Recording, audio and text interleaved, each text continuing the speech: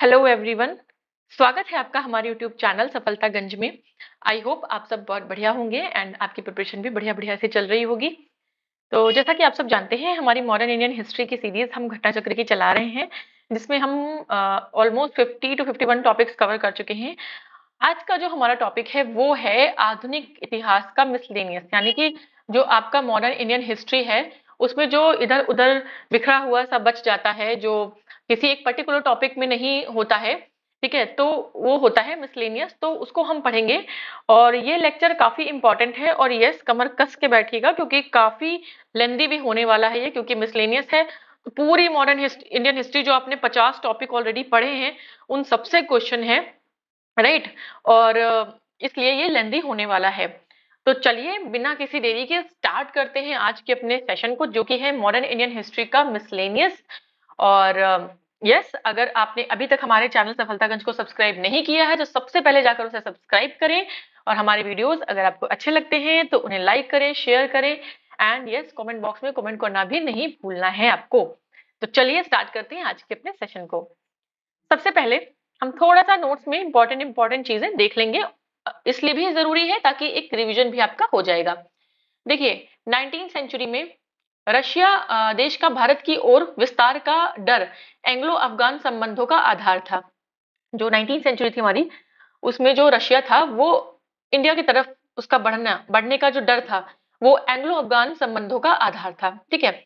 Russia और Iran, ठीक है, के बीच में हुई तुर्को मनचाई की संधि, रशिया के बीच में और ईरान के बीच में, याद रखिएगा। तो रशिया और ईरान के बीच में हुई थी क्या, तुर्को मनचाई की संधि, यानी ट्रीटी ऑफ तुर्को मनचाई। कब हुई, 1828 में। इसके बाद क्या हुआ कि रशिया के बढ़ते प्रभाव से अंग्रेज घबरा गए, ठीक है। रशिया पावरफुल कंट्री था और उस समय तो ये यूएसएसआर था, ठीक है। तो इंग्लैंड में विशेषज्ञों ने भारत संकट में है का नारा दिया। जो इंग्लैंड में विशेषज्ञ थे उन्होंने कहा कि रशिया इधर बढ़ रहा है और इंडिया जो है संकट में है। अब एक वैज्ञानिक सीमा की खोज आरंभ हुई। जो उत्तर पश्चिम यानी नॉर्थ वेस्ट का जो दो दर्रे थे, जो पासेस थे, भारत के प्रवेश द्वार की चाबी थे भाई। रशिया आएगा तो ऑब्वियस सी बात है नॉर्थ वेस्ट से आएगा, ठीक है। अगर आप मैप देखेंगे तो यह सोचा गया कि अफगानिस्तान को एक मित्र या समर्थक शासक के अधीन होना चाहिए। यही एंग्लो अफगान संबंधों का आधार बना। भाई हमारे यहाँ उस समय इंडिया में 19th सेंचुरी की बात हो रही है, इसका मतलब 1800 के आसपास की बात हो रही है। 1828 जैसा कि आपने देखा ट्रीटी ऑफ तुर्को मनचाई हुई। तो उस बीच में हमारे यहाँ किसका कॉलोनियलिज्म था, ब्रिटिशर्स का। तो एंग्लो यानी कि ब्रिटिशर्स और अफगान के बीच में संबंधों का आधार, ठीक है। तो अफगानिस्तान को एक मतलब ऐसा फ्रेंड चाहिए, होना चाहिए कि मतलब वो अपने आप को बचा सके रशिया से, ठीक है। और अफगानिस्तान जब साथ देगा तो इधर इंडिया भी बच जाएगा, ठीक है। तो 19th सेंचुरी में उड़ीसा फेमाइन कब आई, तो 1866 से 67 ने भीषण रूप धारण किया और 1865 में सूखा पड़ा और 1866 में उड़ीसा, मद्रास और नॉर्थ बंगाल और बिहार में अकाल पड़ गया। तो याद रखिएगा कि उड़ीसा, मद्रास और उत्तरी बंगाल और बिहार में अकाल पड़ गया 1866 में, और 1865 में सूखा पड़ा था। इसकी वजह से फसल अच्छी नहीं हुई और अकाल पड़ गया, यानी फेमाइन आ गई। और अकाल सबसे ज्यादा जो था रिग्रेस, वो आपका उड़ीसा में था। पहली बार इतने ज्यादा हाई लेवल पर, ठीक है, इतने ज्यादा एक्सपैंड, इतना ज्यादा आपका कह सकते हैं व्यापक स्तर पर जन क्षति हुई थी। मतलब काफी लोग उसमें मर गए थे, काफी लॉस हुआ था। हमें अनुमान है कि लगभग 13 लाख लोग तो उड़ीसा में ही मर गए थे, ठीक है। तो सोचिए कि पूरे कंट्री में कितने लोग मरे होंगे, या बिहार, उत्तरी बंगाल जहां पर इसका प्रकोप था वहां पे कितने लोग मरे होंगे।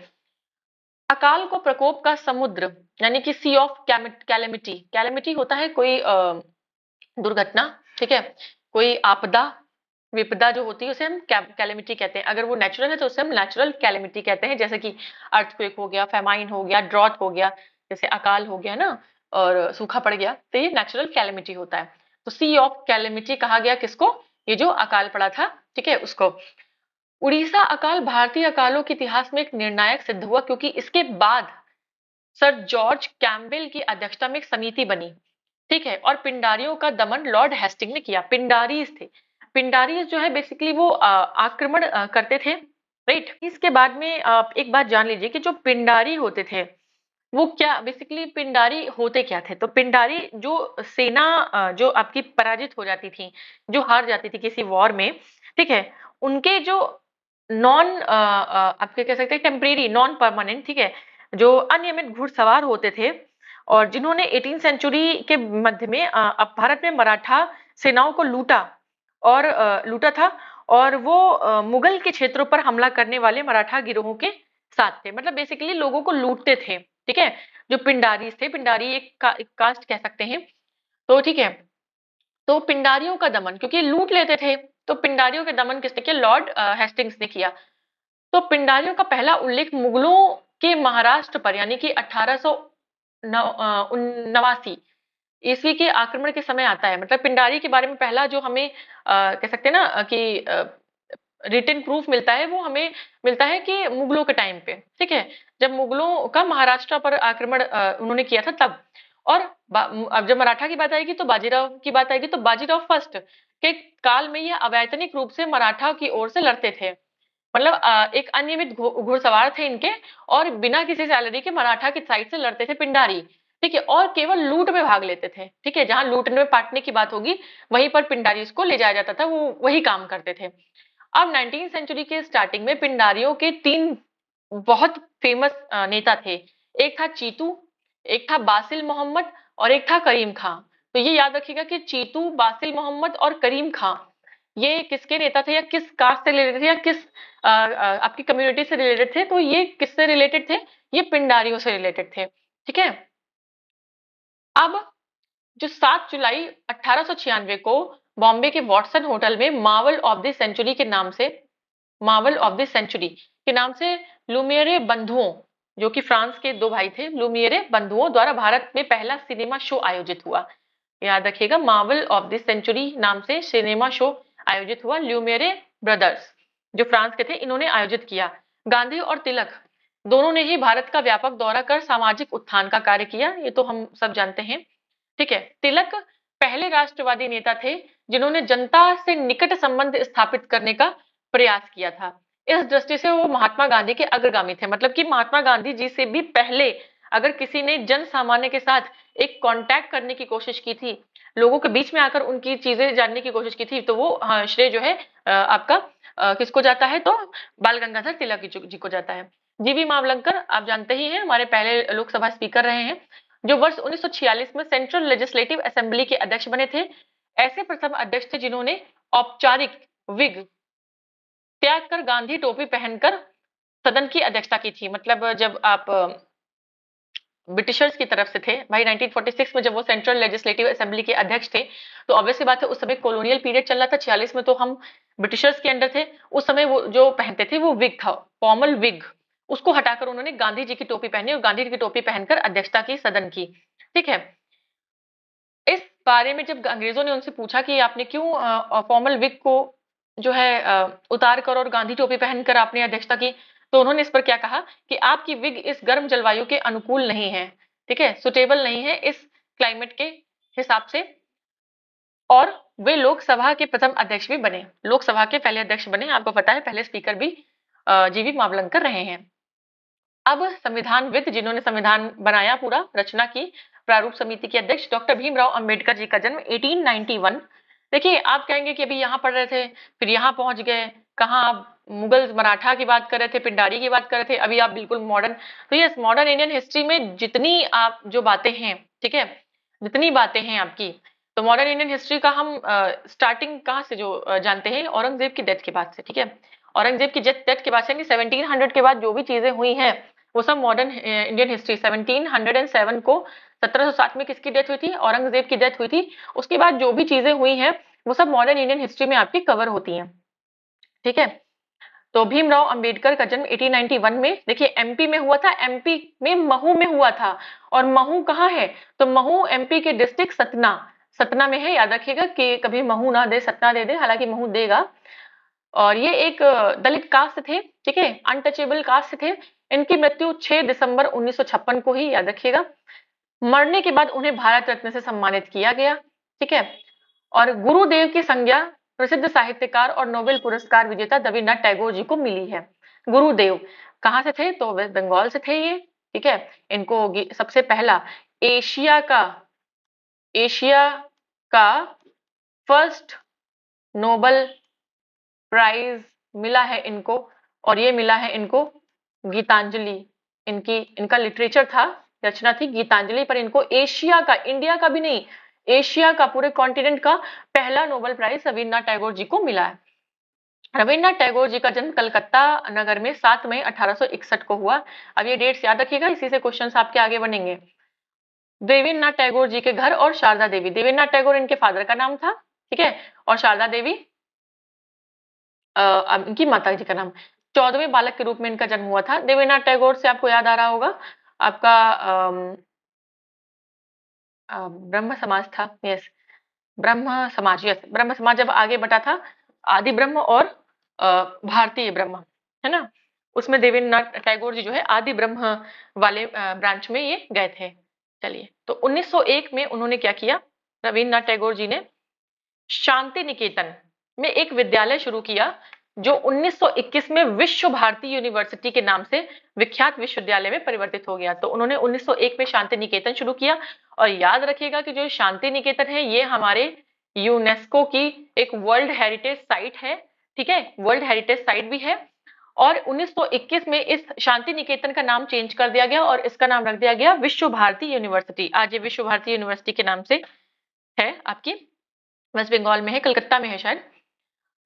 तो 1913 में उनके गीतों की पुस्तिका गीतांजलि, उसमें इनके गीतों का संकलन था, ठीक है, इनके जो सॉन्ग्स थे, तो उसको नोबेल प्राइज मिला। तो देखिए यहाँ पर है 1913, तो 1913 में नोबेल प्राइज मिला। गुरुदेव रविन्द्रनाथ टैगोर को महान प्रहरी यानी ग्रेट सेंटिनल बोलते हैं, महान प्रहरी। तो ये टाइटल्स याद रखिएगा, टाइटल्स से क्वेश्चन आते हैं डायरेक्ट। द ग्रेट सेंटिनल बोलते हैं, किसने कहा, तो महात्मा गांधी जी ने कहा था, ठीक है। और मैं इतना फास्ट क्यों पढ़ा रही हूँ, क्योंकि ये सब आप पढ़ चुके हैं कहीं ना कहीं, बस ये एक रिवीजन है, अपनी मैं फॉर्मेलिटी भी पूरी कर रही हूँ और एक रिवीजन हो रहा है, ठीक है। अब यहाँ पर जो बीच बीच में बातें आती जा रही हैं, ठीक है, जैसा कि मैंने यूनेस्को साइट के बारे में बताया, तो ये सब चीजें मैंने आपको बीच बीच में बताई हैं, और वो मैं बताऊंगी ताकि आपका रिवीजन होता रहे। गांधी जी का मानना था कि भारत के स्वतंत्रता संघर्ष के पीछे नैतिक बल कौन, यानी कि मॉरल फोर्स एक तरीके का कौन देते थे, तो रविंद्रनाथ टैगोर जी देते थे। जय जवान जय किसान, ये नारा किसने तो दिया, तो हमारे भूतपूर्व प्रधानमंत्री लाल बहादुर शास्त्री जी ने दिया था, ठीक है। अब भारत छोड़ो, देखिए कहाँ लाल बहादुर शास्त्री की बात हो रही है, अब हम भारत छोड़ो आंदोलन पे आ गए। भारत छोड़ो आंदोलन यानी क्विट इंडिया मूवमेंट कब हुआ, 1942, 9 अगस्त 1942, डेट याद रखनी है, very very important. Mahatma Gandhi ji ने कहा था कि आजादी हमारी पहुंच के अंतर्गत है, हमें इसे कसकर पकड़ना चाहिए, ठीक है। ये कब कहा था, ये स्टेटमेंट उन्होंने दिया था आपका क्विट इंडिया मूवमेंट के टाइम पे। पंडित जवाहरलाल नेहरू जी ने जब स्वतंत्रता हमें मिल गई, जब हम इंडिपेंडेंट हो गए, तब कहा कि प्रत्येक वस्तु प्रतीक्षा कर सकती है परंतु कृषि नहीं। सब चीजें वेट कर सकती हैं बट कृषि वेट नहीं कर सकती, एग्रीकल्चर वेट नहीं कर सकती। और जवाहरलाल नेहरू जी ही पंचशील सिद्धांत इन्होंने दिए, और आपका जो 5 ईयर प्लानिंग है वो भी इन्हीं के टाइम पीरियड में स्टार्ट हुई। 5 ईयर प्लानिंग में आप जानते हैं, वैसे मैं आपको इकोनॉमिक्स से पढ़ाऊंगी बट यहाँ पर बता देती हूँ कि जो पहला 5 ईयर प्लान था, ठीक है, तो 1951 से लेकर 56 तक इसमें एग्रीकल्चर सेक्टर पे बहुत फोकस किया गया और काफी अच्छा हमें रिस्पॉन्स भी मिला, ठीक है। उस तरीके से दूसरे वाले जो दूसरा हमारा 5 ईयर प्लान था 56 से लेकर 61 तक, उसमें हमने इंडस्ट्रियल सेक्टर पर फोकस किया, ठीक है। खैर उसकी बात हम इकोनॉमिक्स में करेंगे। अब जवाहरलाल नेहरू जी के बायोग्राफर कौन है, तो उनकी बायोग्राफी किसने लिखी, फ्रैंक मोरेस ने लिखी है। तो याद रखिएगा जवाहरलाल नेहरू जी की फ्रैंक मोरेस ने। लॉर्ड माउंटबेटन, ठीक है, Lord Mountbatten last governor general of India 1947 से 48 का टाइम पीरियड, ने भारत के विभाजन के लिए मोहम्मद अली जिन्ना को उत्तरदायी ठहराया। माउंटबेटन ने कहा कि भारत के विभाजन के लिए यानी कि आपका इंडिया के पार्टीशन के लिए कौन जिम्मेदार है, तो वो जिम्मेदार है मोहम्मद अली जिन्ना, ठीक है। अगस्त 1923 में एक संपन्न बनारस हिंदू महासभा के अधिवेशन की अध्यक्षता पंडित मदन मोहन मालवीय जी ने की। तो ये याद रखिएगा 1923 का जो आपका कांग्रेस का अधिवेशन था, जो कि नहीं, बनारस हिंदू महासभा का, सॉरी, बनारस हिंदू महासभा का जो अधिवेशन था वो पंडित मदन मोहन मालवीय जी ने इसकी अध्यक्षता की थी। इसमें 1500 प्रतिनिधियों ने भाग लिया, जिसमें सनातनी, हिंदू, जैन, बौद्ध, सिख और पारसी शामिल थे, ठीक है। सिख और मुस्लिम को छोड़कर ऑलमोस्ट, नहीं सिख थे, यस, मुस्लिम को छोड़कर ऑलमोस्ट सारे ही रिलीजन के लोग थे इसमें। ब्रिटिश भारत के भूतपूर्व उत्तर पश्चिम सीमा प्रांत के पेशावर जिले, जो कि अब पाकिस्तान में है, के गांव में जन्मे अब्दुल गफ्फार खां, तो यहाँ से हमें पता चलता है कि खान अब्दुल गफ्फार खां, जिन्हें हम सीमांत गांधी या फ्रंटियर गांधी भी कहते हैं, उनका जन्म कहाँ हुआ था? तो उनका जन्म नॉर्थ वेस्ट फ्रंटायर के एक जिले पेशावर, जो कि अब कहाँ है, अब वो करंट में पाकिस्तान में है, इसीलिए हम इन्हें फ्रंटायर गांधी या सीमांत गांधी कहते हैं। उनका जन्म वहां हुआ था, और बादशाह खां और फक्र ए अफगान नामों से इन्हें हम जानते हैं। 1987 में भारत रत्न की उपाधि से इन्हें सम्मानित किया गया, किसे? खान अब्दुल गफ्फार खां को। तो याद रखिएगा, अभी तक हम 2 लोगों को भारत रत्न दे चुके हैं। एक आपका मरने के बाद बाबा साहब भीमराव अम्बेडकर को दे चुके हैं। अभी मतलब दे तो बहुत लोगों को चुके हैं, अभी हमने जो पढ़ा है उसमें 2, तो भीमराव अम्बेडकर जी को, और दूसरा 1987 में आपका खान अब्दुल गफ्फार खां जी को। नेक्स्ट है पट्टाभी सीतारामैया, भारतीय राष्ट्रीय कांग्रेस के सरकारी इतिहासकार थे, ठीक है। इंडियन नेशनल कांग्रेस के सरकारी इतिहासकार, मतलब कि उस समय जो भी हो रहा था तो हिस्टोरियन थे, सब चीजें लिख रहे थे, इतिहासकार थे, और वो व्यवसाय से क्या थे? चिकित्सक थे, बाई प्रोफेशन वो डॉक्टर थे।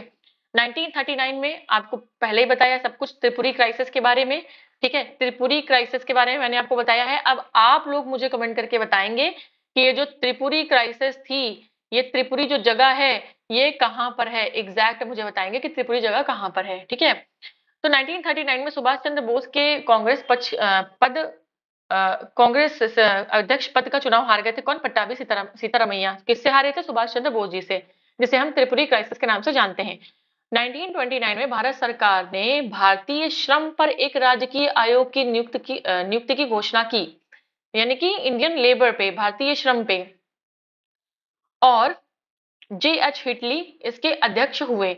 इस आयोग का उद्देश्य भारत में औद्योगिक कार्यशालाओं और बागानों में श्रम की वर्तमान परिस्थितियों, कार्यकर्ताओं के स्वास्थ्य, क्षमता और जीवन की स्थिति, और नियुक्ति कार्यों और नियुक्तियों के बीच में संबंध स्थापित करना था, ठीक है। और बंगाल दुर्भिक्ष का वर्ष 1943 है। दुर्भिक्ष मतलब बंगाल फेमाइन की यहाँ बात हो रही है। दुर्भिक्ष बंगाल फेमाइन की बात हो रही है, मतलब बंगाल में अकाल पड़ गया था, ठीक है। इसे ही हम अकाल को ही बोलते हैं, दुर्भिक्ष। जहां तक मुझे याद आ रहा है, क्योंकि बंगाल दुर्भिक्ष 1943 में बंगाल फेमाइन ही हुआ था, तो ये इसका मतलब बंगाल फेमाइन ही होगा। इस तो दुर्भिक्ष से बंगाल में लगभग 1.5 मिलियन से 4 मिलियन, मतलब समझ रहे हैं आप, 40 लाख लोग मारे गए थे। शीत युद्ध काल में विश्व स्तर पर शांति और पारस्परिक सहयोग की स्थापना करने के लिए भारत के फर्स्ट प्राइम मिनिस्टर नेहरू द्वारा गुट निरपेक्षता का सिद्धांत प्रस्तुत किया गया था। तो गुट निरपेक्षता का सिद्धांत किसने दिया था? जवाहरलाल नेहरू जी ने। चलिए, और नेहरू और भारत की नीति मुख्य रूप से यही रही कि शांति, निशस्त्रीकरण और जातीय समानता का पक्ष लिया जाए, और अंतर्राष्ट्रीय स्तर पर इसे सहयोग दिया जाए। अब भारत के प्रधानमंत्री पंडित जवाहरलाल नेहरू, मिस्र के राष्ट्रपति कर्नल नासिर, यूगोस्लाविया के राष्ट्रपति मार्शल टीटो, याद रखिएगा कि हमारे प्रधानमंत्री भारत के जवाहरलाल नेहरू थे, मिस्र के राष्ट्रपति थे कर्नल नासिर, और यूगोस्लाविया के राष्ट्रपति मार्शल टीटो के सहयोग से विश्व की तीसरी शक्ति के रूप में यूगोस्लावा की राजधानी में गुट निरपेक्ष आंदोलन का गठन किया गया, ठीक है।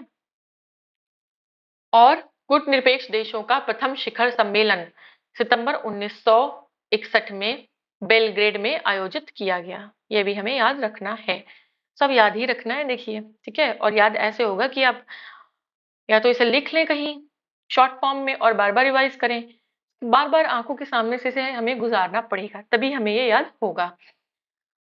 15 अगस्त 1947 के बाद गोवा भाग जो था भारत का, हमारा पुर्तगाल के अधीन था। और पता है, फर्स्ट कम एंड लास्ट गो, हम कहते हैं गोवा को फर्स्ट कम एंड लास्ट गो, सबसे पहले आए थे, याद है ना आपको? पहले पुर्तगाली आए थे इंडिया, है ना। तो सबसे पहले आए थे, और सबसे लास्ट में 1961 में खदेड़ के निकाला है हमने इनको, ठीक है। गोवा में पूरा पुर्तगालियों का था, तो 1947 के बाद भी गोवा पुर्तगाल के अधीन बना रहा। अमेरिका ने 1955 में पुर्तगाल के इस दावे का समर्थन किया। तो देखेंगे हम कि अमेरिका ने 1955 में पुर्तगाल के किस दावे का समर्थन किया, कि गोवा पुर्तगाल का ही एक प्रदेश है, ठीक है। अमेरिका ने कहा भैया गोवा पुर्तगाल का ही एक प्रदेश है और आप नहीं निकाल सकते उन्हें वहां से। उसने भारत की तब आलोचना की जब 14 वर्षों तक धैर्य रखने के बाद 1961 में उसने गोवा में को फौज भेजकर मुक्त करा लिया। ठीक है, हमने मतलब 14 वर्ष, आजादी के 14 वर्ष, 47 में हम आजाद हुए, 14 वर्ष तक धैर्य रखा। गोवा पुर्तगालों के अधीन था 14 साल तक, आजादी मिलने के 14 साल तक। उसके बाद हमने सेना भेजी। ठीक है, और सेना भेजने के बाद क्या किया कि अपने जो हमारा गोवा था उसे आजाद करा लिया। ठीक है, भारत के प्रथम प्रधानमंत्री पंडित जवाहरलाल नेहरू समाजवाद के साथ साथ ब्रिटिश उदारवाद और महात्मा गांधी के विचारों से भी प्रभावित थे। वो क्या थे, जर्मन राष्ट्रवाद के किंचित मात्र भी प्रभावित नहीं थे। उनके प्रसिद्ध ग्रंथ विश्व इतिहास की झलक, आत्मकथा, लेखों और भाषणों से उनके समाजवादी विचारों की स्पष्ट झलक मिलती है, मतलब सोशलिस्ट आइडियोलॉजी थी उनकी। और ये मुझे लग रहा है हमने पढ़ा भी है टॉपिक में, क्योंकि ये सब रिपीटेड रिपीटेड सा लग रहा है। चलिए खैर, रिवीजन हो जाएगा। इसी घटना चक्र में हमने पढ़ा है हम लोगों ने। यस, ईश्वर चंद्र विद्यासागर की बात करते हैं हम लोग, इंपॉर्टेंट बातें करेंगे। तो उन्होंने बंगाल में लगभग 35 महिला स्कूल खोले। आपको पता है ईश्वर चंद्र विद्यासागर ने विधवा पुनर्विवाह, विडो मैरिज पे बहुत काम किया है, बहुत काम किया है। और 1856 में विलियम बेंटिक के साथ मिलकर इन्होंने विधवा पुनर्विवाह एक्ट, विडो रीमैरिज एक्ट भी पास कराया था। 1856 में हुआ था। और किसके सहयोग से, तो विलियम बेंटिक से सहयोग से। ठीक है, बांग्ला उपन्यासकार कौन थे, बंकिम चंद्र चट्टोपाध्याय। 1858 में कलकत्ता विश्वविद्यालय में के प्रथम स्नातक थे। तो फर्स्ट ग्रेजुएट कलकत्ता यूनिवर्सिटी के कौन थे, तो बंकिम चंद्र चट्टोपाध्याय। अबुल कलाम आजाद देवबंद से संबंधित थे। किसे, देवबंद से। उन्होंने अल नदवाह का प्रकाशन किया। तो एक इन्होंने पत्रिका निकाली जिसका नाम था अल नदवाह। 1940 से 46 तक आपको पता है लगातार 7 साल तक वो कांग्रेस के अध्यक्ष बने रहे, क्योंकि इस बीच क्विट इंडिया मूवमेंट हो रहा था, बहुत सारी चीजें हो रही थी, कोई अधिवेशन हुआ नहीं कांग्रेस का, तो लगातार वो ही अध्यक्ष बने रहे। ठीक है, इंडिया विंस फ्रीडम उनकी प्रसिद्ध पुस्तक है। किसकी है इंडिया विंस फ्रीडम। हालांकि अभी हम इसके बाद जो हमारा नेक्स्ट टॉपिक होगा उसमें हम बुक्स एंड ऑथर्स के बारे में ही पढ़ेंगे, लगभग सारी बुक्स हैं उसमें। ठीक है, वो भी काफी लेंदी टॉपिक होगा। आप जो भी टॉपिक आपके बच्चे वो सब लेंदी ही है, कुछ भी छोटा टॉपिक नहीं है। ठीक है, तो yes, India wins freedom book है अबुल कलाम आजाद जी की। स्वाधीन भारत की प्रथम औद्योगिक नीति का प्रतिपादन 6 अप्रैल 1948। हमारे इंडिपेंडेंट इंडिया की जो फर्स्ट इंडस्ट्रियल पॉलिसी थी वो 6 अप्रैल 1948 को आई। ठीक है, और इस नीति में पहली बार देश के लिए मिश्रित अर्थव्यवस्था की संकल्पना की गई, मतलब एक मिक्स्ड इकोनॉमी की संकल्पना की गई। मिश्रित अर्थव्यवस्था आपको मैंने बताया था कि मिश्रित में क्या होता है, कैपिटलिज्म भी होता है, प्लस कैपिटलिस्टिक इकोनॉमी भी होती है, प्लस सोशलिस्टिक इकोनॉमी भी होती है इसमें। ठीक है, बाकी इसके बारे में डिटेल हम कहाँ पढ़ेंगे, हम इकोनॉमिक्स में पढ़ेंगे। ठीक है, टाइप्स ऑफ इकोनॉमी में। इसके अंतर्गत सार्वजनिक और निजी क्षेत्र का विभाजन किया गया, जैसा कि बताया, निजी क्षेत्र हम कैपिटलिस्टिक और सार्वजनिक सोशलिस्टिक, और दोनों दोनों क्षेत्रों के लिए अलग अलग उद्योगों का निर्धारण किया गया। ठीक है, भारत में सबसे पहले केरल में 1957 में साम्यवादी सरकार की स्थापना हुई। ठीक है, साम्यवादी। नेहरू गांधी जी के सत्य, अहिंसा तथा अस्पृश्यता जैसे राजनीतिक और सामाजिक सिद्धांतों के अनुयायी थे, जबकि कई आर्थिक सिद्धांतों पर दोनों के गहरे मतभेद थे। देखिए नेहरू जो थे ना, थोड़ा सा वो वेस्ट की अच्छी चीजों को लेने में चूकते नहीं थे। गांधी जी से बिल्कुल वेस्ट के खिलाफ थे, बिल्कुल खिलाफ थे। लेकिन नेहरू जी का क्या था, जैसे आपका विलेज वाला कॉन्सेप्ट है, तो विलेज वाले कॉन्सेप्ट पे गांधी जी एकदम इसके साथ थे, और विलेज वाले कॉन्सेप्ट पे अंबेडकर एकदम अगेंस्ट थे। लेकिन नेहरू जी एक ऐसे थे जो बीच में थे। ठीक है, बीच के मतलब बीच में उनके जो आइडियाज थे वो कहीं बीच में लाई करते थे ना, वो टोटली एक्सेप्ट करते थे ना टोटली वो अगेंस्ट थे किसी चीज के। और जहां तक भारत के आर्थिक विकास के लिए गांधी जी ने लघु और कुटीर उद्योगों के विकास पर बल दिया था। भाई उन्होंने कहा था कॉटेज इंडस्ट्री, कॉटन इंडस्ट्री की बात की थी, जबकि नेहरू जी ने कहा था कि नहीं भाई इंडस्ट्रीज लगानी पड़ेगी हमें, हैवी इंडस्ट्रीज के जो है आपके साइड में थे। तो अब सेकेंड वर्ल्ड वॉर के बाद क्या हुआ, ब्रिटेन के जो प्राइम मिनिस्टर थे क्लीमेंट एटली, जो कि 1947 जब हमें आजादी मिली तब भी क्या थे, तब भी हमारे ब्रिटेन के जो है आपके प्राइम मिनिस्टर थे। ठीक है, उन्होंने कहा था कि डोडो, देखिए डोडो, डोडो क्या है, डोडो एक बर्ड, ठीक है, एक बर्ड थी जो कि एक्सटिंक्ट हो गई थी, और आज नहीं, डोडो को लास्ट टाइम 16th सेंचुरी में देखा गया था। ठीक है। अच्छा, थोड़ा डोडो के बारे में एक बात बता दूं। देखिए, वैसे भी टॉपिक लंबा है, चलना है घंटों, तो थोड़ा बीच बीच में अच्छी अच्छी चीजें जानते चलिए ना, जो इसमें नहीं है, कहीं भी नहीं है। तो मैं आपको बता रही हूँ, इस बुक में वो कहीं नहीं है। देखिए, डोडो एक बर्ड है जो कि एक्सटिंक्ट हो चुका है। ठीक है, ये तो यहाँ भी लिखा है, एक विलुप्त पक्षी। ठीक है, इतना तो यहाँ भी लिखा है। लास्ट टाइम डोडो को कब देखा गया था पता है? 16 सेंचुरी में देखा गया था। अब देखिए, डोडो एक्चुअली में एक ट्री था। ठीक है, एक ट्री था, उसका नाम था डोडो ट्री। ठीक है, डोडो ट्री। उस ट्री के जो फ्रूट्स थे उसको खाकर एक बर्ड जिंदा रहती थी। ठीक है, तो उस बर्ड का नाम दे दिया डोडो, क्योंकि वो डोडो ट्री पे ही उसका पूरा लाइफ डिपेंडेंट थी। तो उस बर्ड को नाम दे दिया डोडो। ठीक है, अब क्या हुआ कि बर्ड को कुछ नहीं हुआ। क्या हुआ? ट्री एक्सटिंक्ट होना, कुछ हैबिटेट लॉस आप कह सकते हैं कि डिफॉरेस्टेशन या ह्यूमन एंड एक्टिविटीज या किसी भी वजह से वो जो ट्री था वो एक्सटिंक्ट हो गया।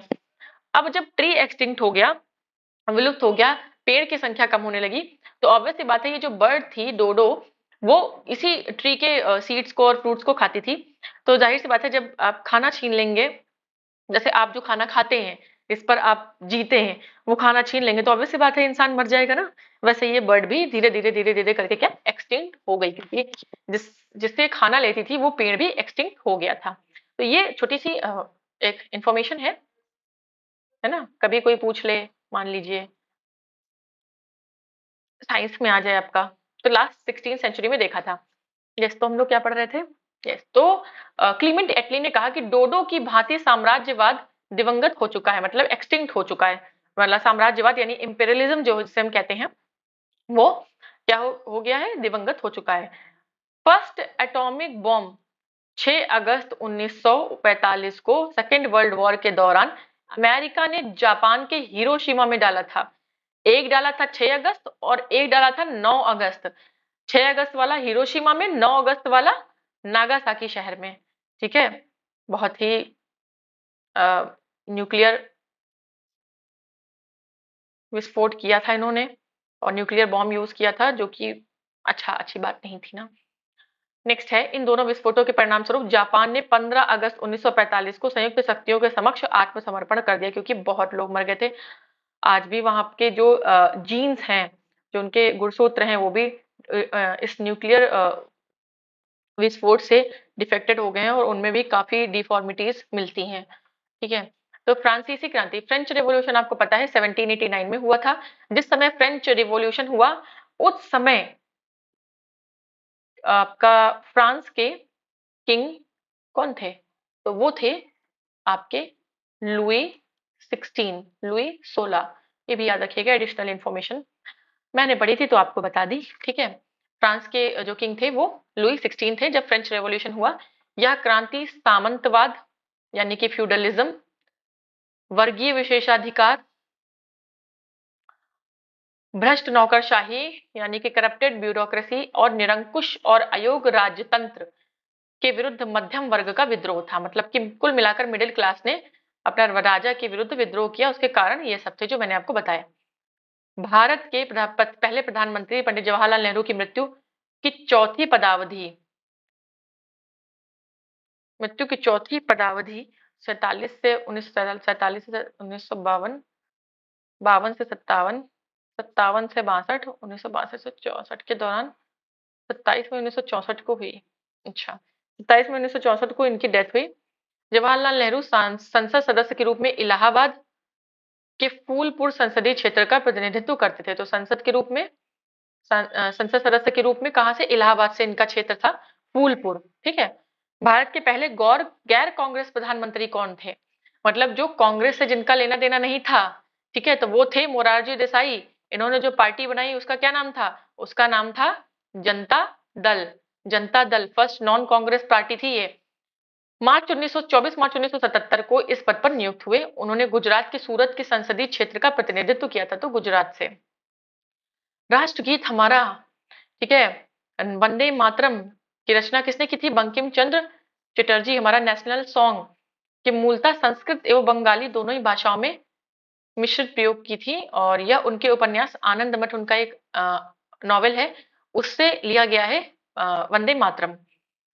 1971 में इंडो पाक युद्ध हुआ, और बांग्लादेश की स्वतंत्रता के बाद इंदिरा गांधी और पाकिस्तान के नवनिर्वाचित प्रधानमंत्री जुल्फिकार अली भुट्टो के बीच जुलाई 1907 में शिमला समझौता हुआ। तो शिमला समझौता 1972 में कब हुआ, किसके बीच में हुआ? तो इंडो पाकिस्तान वॉर के बाद हमारी जो प्राइम मिनिस्टर थी उस समय इंदिरा गांधी और पाकिस्तान के जो न्यू प्राइम मिनिस्टर बने थे जुल्फिकार अली भुट्टो, उनके बीच में हुआ। और 1999 में देखेंगे, 1999 में आपको पता है कारगिल विवाद हुआ। और कारगिल में यस कारगिल विवाद हुआ और कारगिल के दौरान भारत ने पाकिस्तान के विरुद्ध सफल सैन्य कार्रवाई की थी, जिसे ऑपरेशन विजय का नाम दिया गया, ये याद रखिएगा। ऑपरेशन विजय का नाम दिया गया था कारगिल वॉर को। भारत के भूतपूर्व प्रधानमंत्री स्वर्गीय चौधरी चरण सिंह की स्मृति में प्रतिवर्ष 23 दिसंबर को कृषक दिवस मनाते हैं, ये भी याद रखिएगा। चौधरी चरण सिंह जी की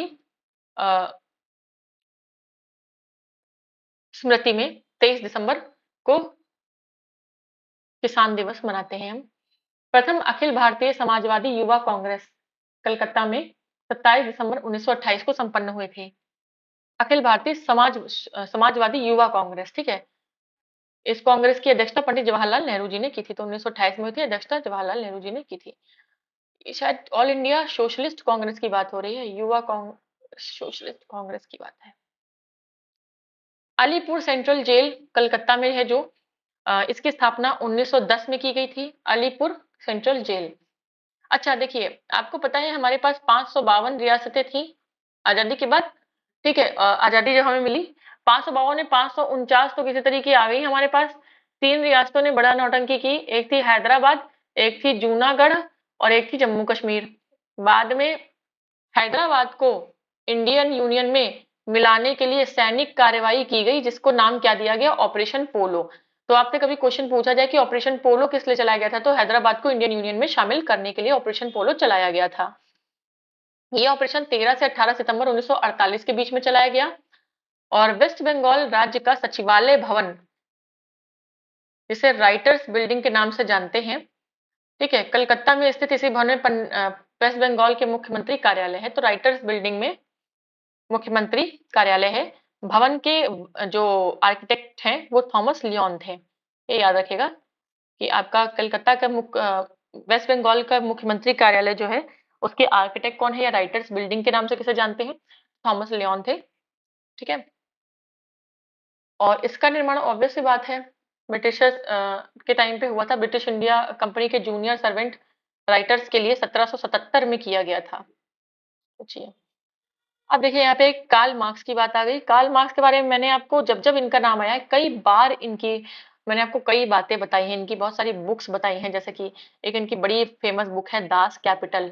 दास कैपिटल का नाम अक्सर आ जाता है, दास कैपिटल, ठीक है। कुल मिलाकर ये कैपिटलिज्म के बिल्कुल अगेंस्ट थे, ठीक है। जो आपका पूंजीवाद था उसके बिल्कुल अगेंस्ट थे। सोशोलॉजिस्ट है, पॉलिटिशियन भी रहे हैं, बहुत सारी इनमें क्वालिटीज थी।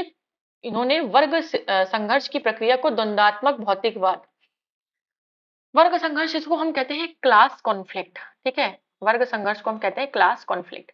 इन्होंने कहा कि जब भी कैपिटलिज्म होता है तो कैपिटलिज्म की वजह से यानी पूंजीवाद की वजह से जो हमारी सोसाइटी है, सोसाइटी में दो क्लास बन गए हैं, ठीक है, दो वर्ग बन गए हैं। वो दो वर्ग कौन कौन से हैं?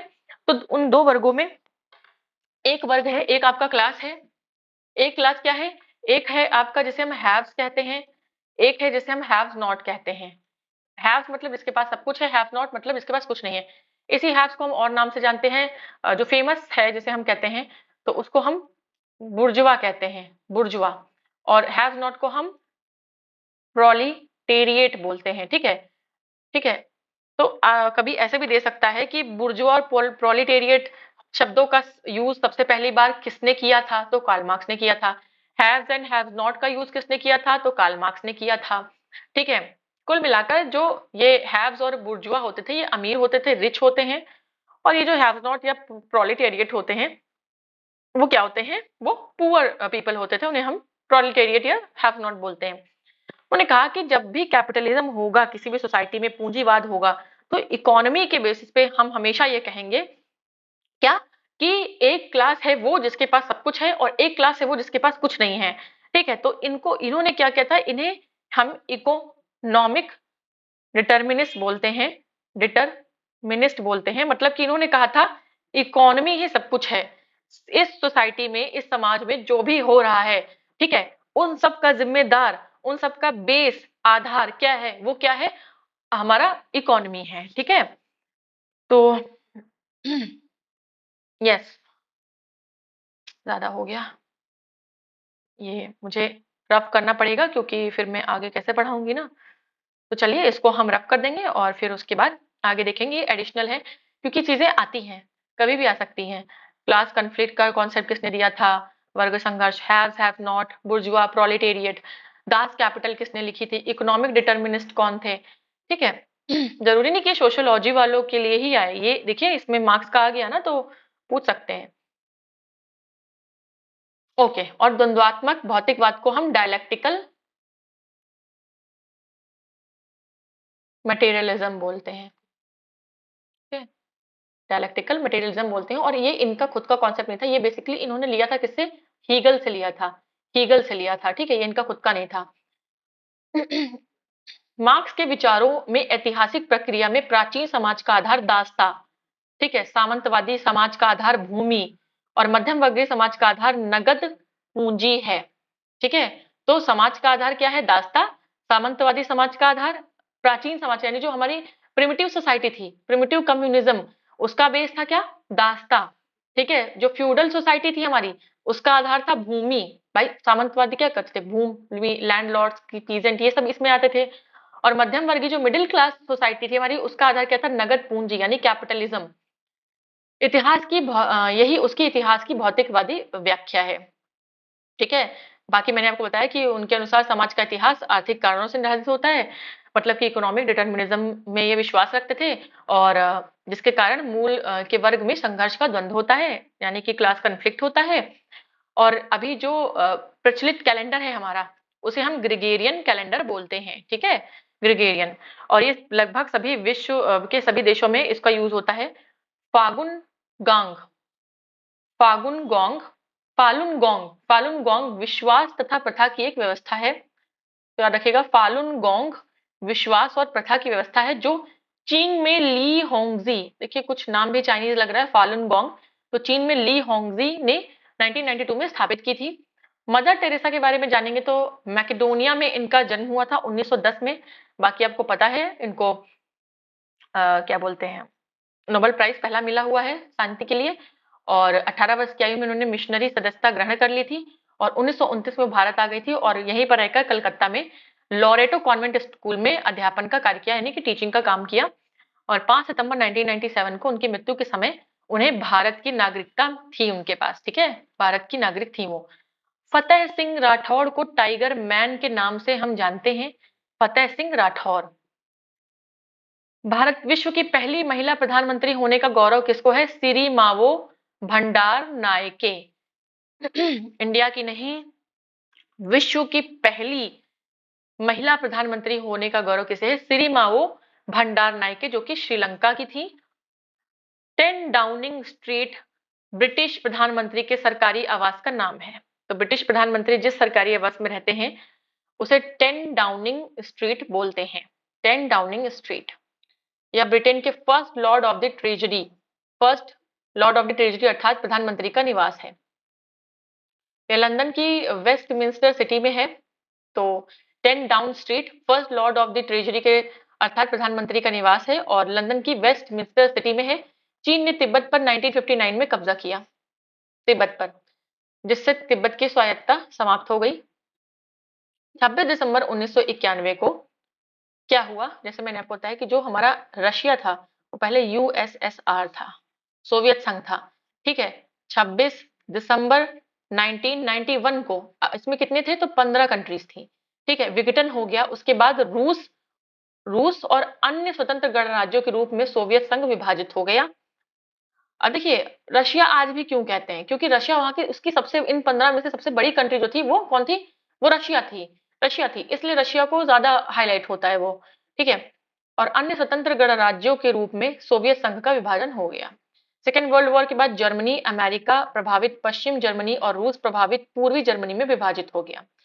तो जो आपका वेस्ट जर्मनी था, अमेरिका से प्रभावित अमेरिका प्रभावित पश्चिमी जर्मनी और रशिया प्रभावित पूर्वी जर्मनी। जर्मनी जैसे ये है तो डिवाइड हो गया, ये वाला आपका यूएसए से अफेक्ट और ये आपका रशिया से, ठीक है। और 40 वर्षों से अधिक समय के बाद 3 अक्टूबर 1990 को पुनः एकीकृत हुआ, ठीक है। एकीकृत हुआ जर्मनी का एकीकरण, ठीक है, 1990 में, 40 वर्षों के बाद। थोड़ा सा चाइना के बारे में देखेंगे, बस खत्म ही होने वाला है ये। यस, तो चाइना में वास्तविक कागज के निर्माण का श्रेय साई लून को जाता है भाई, बिल्कुल। पेपर का जो डिस्कवरी जो है वो चाइना में हुई थी, साई लून ने की थी। और चाइना के लियोंग प्रांत के निवासी साई लून ने 105 ईस्वी में कागज का निर्माण किया था। 14वीं शताब्दी के प्रारंभ में रेनेसां, जिसे हम पुनर्जागरण कहते हैं, यूरोप में मध्यकालीन सामंतवादी युग की समाप्ति और आधुनिक युग के प्रारंभ के रूप में व्यक्त किया जाता है। देखिए रेनेसां क्या है, पुनर्जागरण मैं आपको बता दूं, चलिए अच्छा ये एक लाइन खत्म कर लेते हैं फिर बताती हूँ।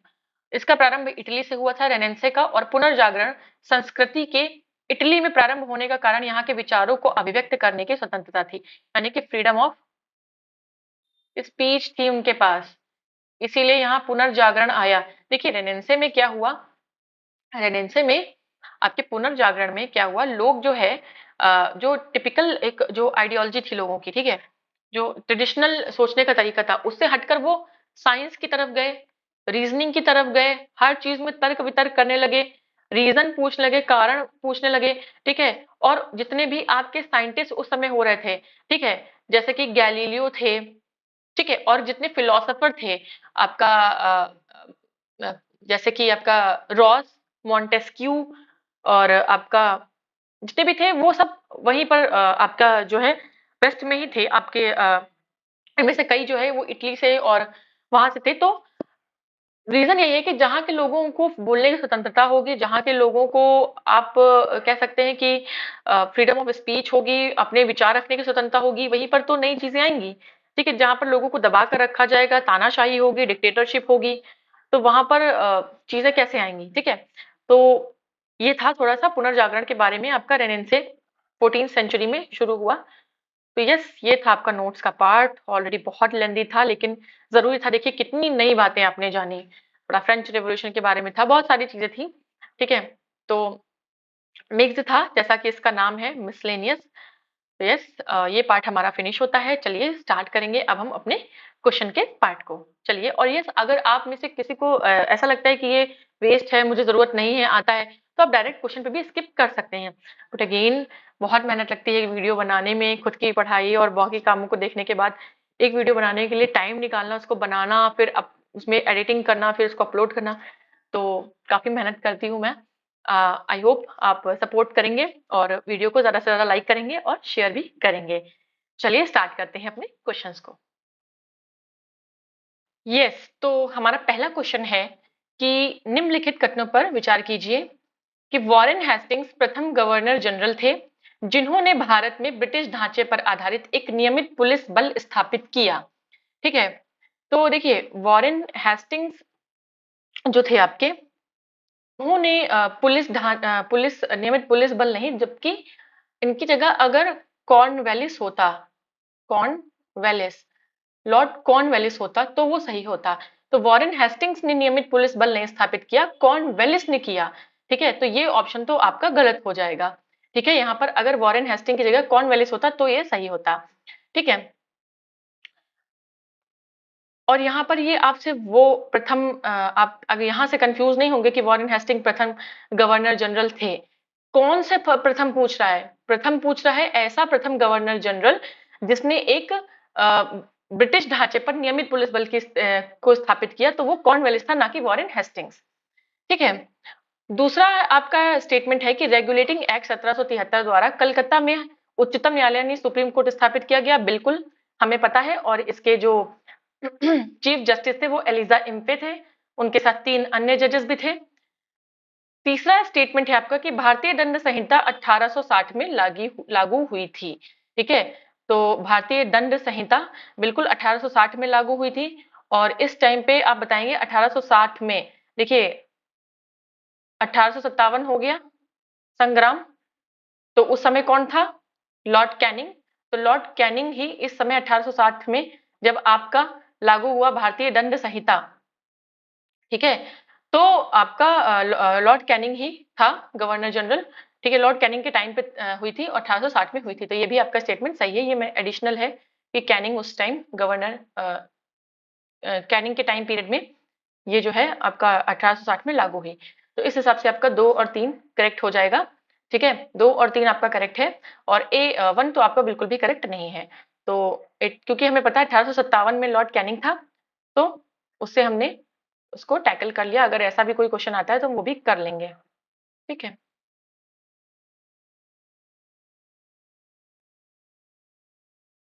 नेक्स्ट क्वेश्चन है हमारा 19वीं एंग्लो अफगान 19वीं शताब्दी, यहाँ पर शायद होना चाहिए 19वीं शताब्दी यानी सेंचुरी, ठीक है, क्योंकि हमने नोट्स में पढ़ा है इसको में एंग्लो अफगान संबंधों का आधार क्या था। देखिए, एंग्लो अफगान संबंध का आधार था रशिया के आक्रमण का डर, ठीक है, उसमें उसने एंग्लो अफगान संबंधों का जो है आधार बनाया, रशिया से डरते थे दोनों, ठीक है। चलिए नेक्स्ट की बात होगी,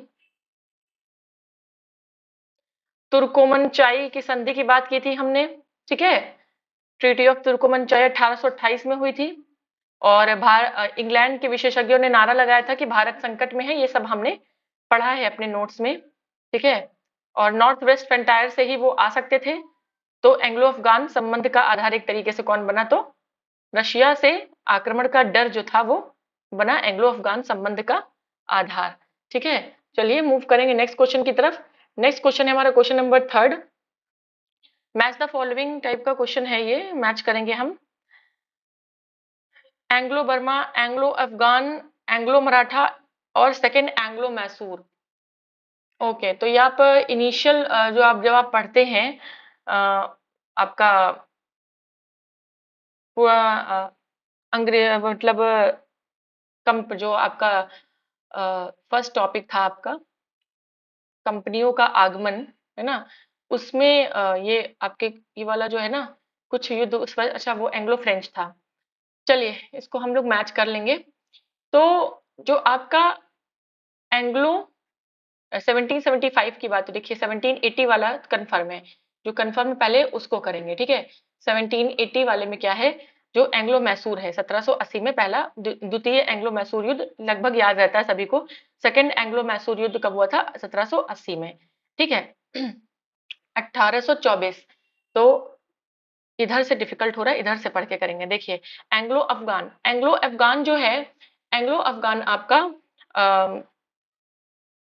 जो युद्ध था वो बेसिकली 1838 में, ठीक है, यहाँ पर 1838 से मैच कर लेंगे। अब ये दो अगर नहीं आ रहे हैं तो हम अंदाजा लगाएंगे, इसको थोड़ा सा इसको टेक्निक से करेंगे, अपनी ट्रिक से करेंगे। तो आपका फर्स्ट 1775, तो मराठा का टाइम कुछ पीरियड इसी टाइम पे था, तो 1775 में आपका एंग्लो मराठा हो गया था। 1824 में एंग्लो बर्मा, बर्मा की बात हो रही ना, तो 1824 में हुआ था, ठीक है। तो इस तरीके से आपका यस यही करेक्ट होगा आपका, क्योंकि ये दो तो कंफर्म है और ये वाला एक बार देख लेंगे ए का कंफर्म है कि नहीं। तो ए का 3 हमने जो लगाया है, तो सी ऑप्शन है और ए का 3 सी में है, यस, तो सही है ये, ठीक है। दो कंफर्म थे, बाकी दो हमने अपने ट्रिक से किए। चलिए नेक्स्ट, ये सब पढ़ाया हुआ बहुत टाइम, क्योंकि मिसलेनियस है इसलिए यहाँ पर बिल्कुल भी प्रिडिक्टेड नहीं है कि इस क्वेश्चन के बाद अगला क्वेश्चन क्या होगा। हो सकता है वो लाहौर अधिवेशन से दे दे, हो सकता है वो त्रिपुरी क्राइसिस से दे दे, तो आप ये नहीं कह सकते हैं, क्योंकि मिसलेनियस है तो सारे क्वेश्चन मिक्स्ड हैं। तो एक बार देख लेंगे आप, टाइम पीरियड रिवीजन हो जाएगा। 1775 से 1782 तक पहला एंग्लो मराठा युद्ध, 1780 से 84 तक दूसरा एंग्लो मैसूर युद्ध वॉरेन हेस्टिंग के टाइम पीरियड में अंग्रेजों और हैदर अली के बीच में हुआ था। आयरकूट के नेतृत्व में अंग्रेजी सेना ने पोर्टो नोवो में हैदर अली को पराजित किया था, ठीक है, जबकि जो फर्स्ट आपका एंग्लो मैसूर हुआ था उसमें हैदर अली ने अंग्रेजों को पराजित किया था, ठीक है। 1824 से 26 तक लॉर्ड एमहर्स्ट के कार्यकाल में 1823 से 28 में पहला एंग्लो बर्मा युद्ध हुआ और ब्रिटिश सेना ने बर्मा सेना को पराजित कर यान्डबू की संधि की, ट्रीटी ऑफ यान्डबू की। और ऑकलैंड के टाइम पीरियड में 1836 में, उसके टाइम पीरियड में पहला एंग्लो अफगान युद्ध हुआ 1838 से 1842। तो ये था थोड़ा सा एक्सप्लेनेशन, बाकी याद रखना है चीजों को। अगेन सारे अब सेकंड है, द्वितीय एंग्लो मैसूर, सेकंड एंग्लो फ्रांसीसी, second Anglo Maratha and second Anglo Afghan. तो इस क्वेश्चन में आप अगेन जो आपका एंग्लो मैसूर था वो 1780 में, हमने अभी ऊपर भी पढ़ा, तो 80 से 84 के टाइम पीरियड में हुआ था।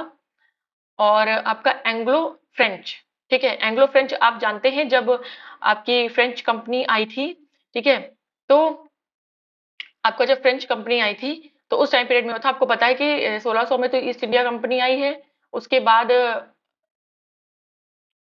लास्ट में सबसे फ्रेंच आए हैं, तो 1700 का टाइम पीरियड है, तो 1750 से 54 तक में आपका हो जाएगा। और ये है भी कि पहला जो आपका एंग्लो फ्रेंच वॉर है वो 1748 से लेकर 46 से 48 चलती है, 46 से 48 चली थी, तो ये 50 से 54 चली थी।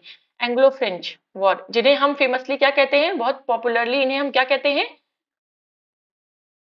कार्नेटिक वॉर कहते हैं, कार्नेटिक वॉर्स ना, first Carnatic war, second Carnatic war and third Carnatic war ना, एंग्लो फ्रेंच युद्ध को ही हम बोलते हैं। और तीसरा जो एंग्लो मराठा, नहीं, सेकंड एंग्लो मराठा जो युद्ध था वो आपका 1803 से 5 तक हुआ। और सेकंड एंग्लो अफगान, अब देखिए पहला एंग्लो अफगान अभी हमने ऊपर पढ़ा, कितना पढ़ा, 1838 से 42, तो जब 1838 से 42 तक फर्स्ट हुआ है तो 42 के बाद ही भाई दूसरा होगा, तो ये आ जाएगा 78 से 80, ठीक है। तो ये भी थोड़ा सा दिमाग हम लगा सकते हैं इसमें, बाकी रटना तो पड़ेगा ही हमें, ठीक है, इसका तो कोई ऑप्शन ही नहीं है। Carnatic Wars, Anglo Maratha, Anglo Afghan, ये सब चीजें याद करनी पड़ेंगी आपको, ठीक है, इसको हम ऑलरेडी डिस्कस कर चुके हैं।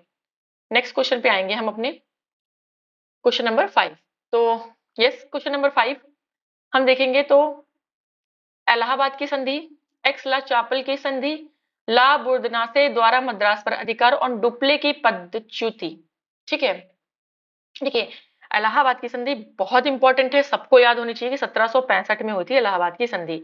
एक्स ला चापल की संधि कब हुई थी, जब आपका क्या बोलते हैं, फर्स्ट कार्नेटिक वॉर हुआ था, फर्स्ट कार्नेटिक वॉर, यानी कि कार्नेटिक वॉर का मतलब समझ रहे हैं ना, एंग्लो फ्रेंच, ठीक है, एंग्लो फ्रेंच यानी आंग्ल फ्रांस, ठीक है, यानी कि बेसिकली ब्रिटिशर्स और फ्रांसीसियों के बीच में जो हुआ था पहला कार्नेटिक वॉर, तो उसका रिजल्ट था ये एक्सला शापेल की संधि या चैपल की संधि। तो ये हुई थी आपकी, क्योंकि आपका जो सेकंड कार्नेटिक वॉर चला था, फर्स्ट कार्नेटिक वॉर मैंने आपको बताया अभी 1746 से लेके 48 तक चला, ठीक है। तो ऑब्वियस सी बात है 48 में जब कार्नेटिक वॉर फिनिश हुआ तो 48 में संधि होगी या उसके बाद होगी, तो यहाँ 48 ऑप्शन में है, तो एक्स ला शापिल की संधि 48 में। नेक्स्ट है हमारा, ये तो हमें इसका आइडिया इतना नहीं है, ठीक है, ला बुर्दनासे द्वारा मद्रास पर अधिकार। तो हम डुप्ले देखेंगे, डुप्ले एक बहुत इंपॉर्टेंट कह सकते हैं कि मिलिट्री कमांडर था फ्रेंच आर्मी का, ठीक है, फ्रेंच आर्मी का था। और इसने जब सेकेंड कार्नेटिक वॉर हो गया तो इसको हटा दिया गया, सेकेंड कार्नेटिक वॉर में इसका बहुत इंपॉर्टेंट रोल था।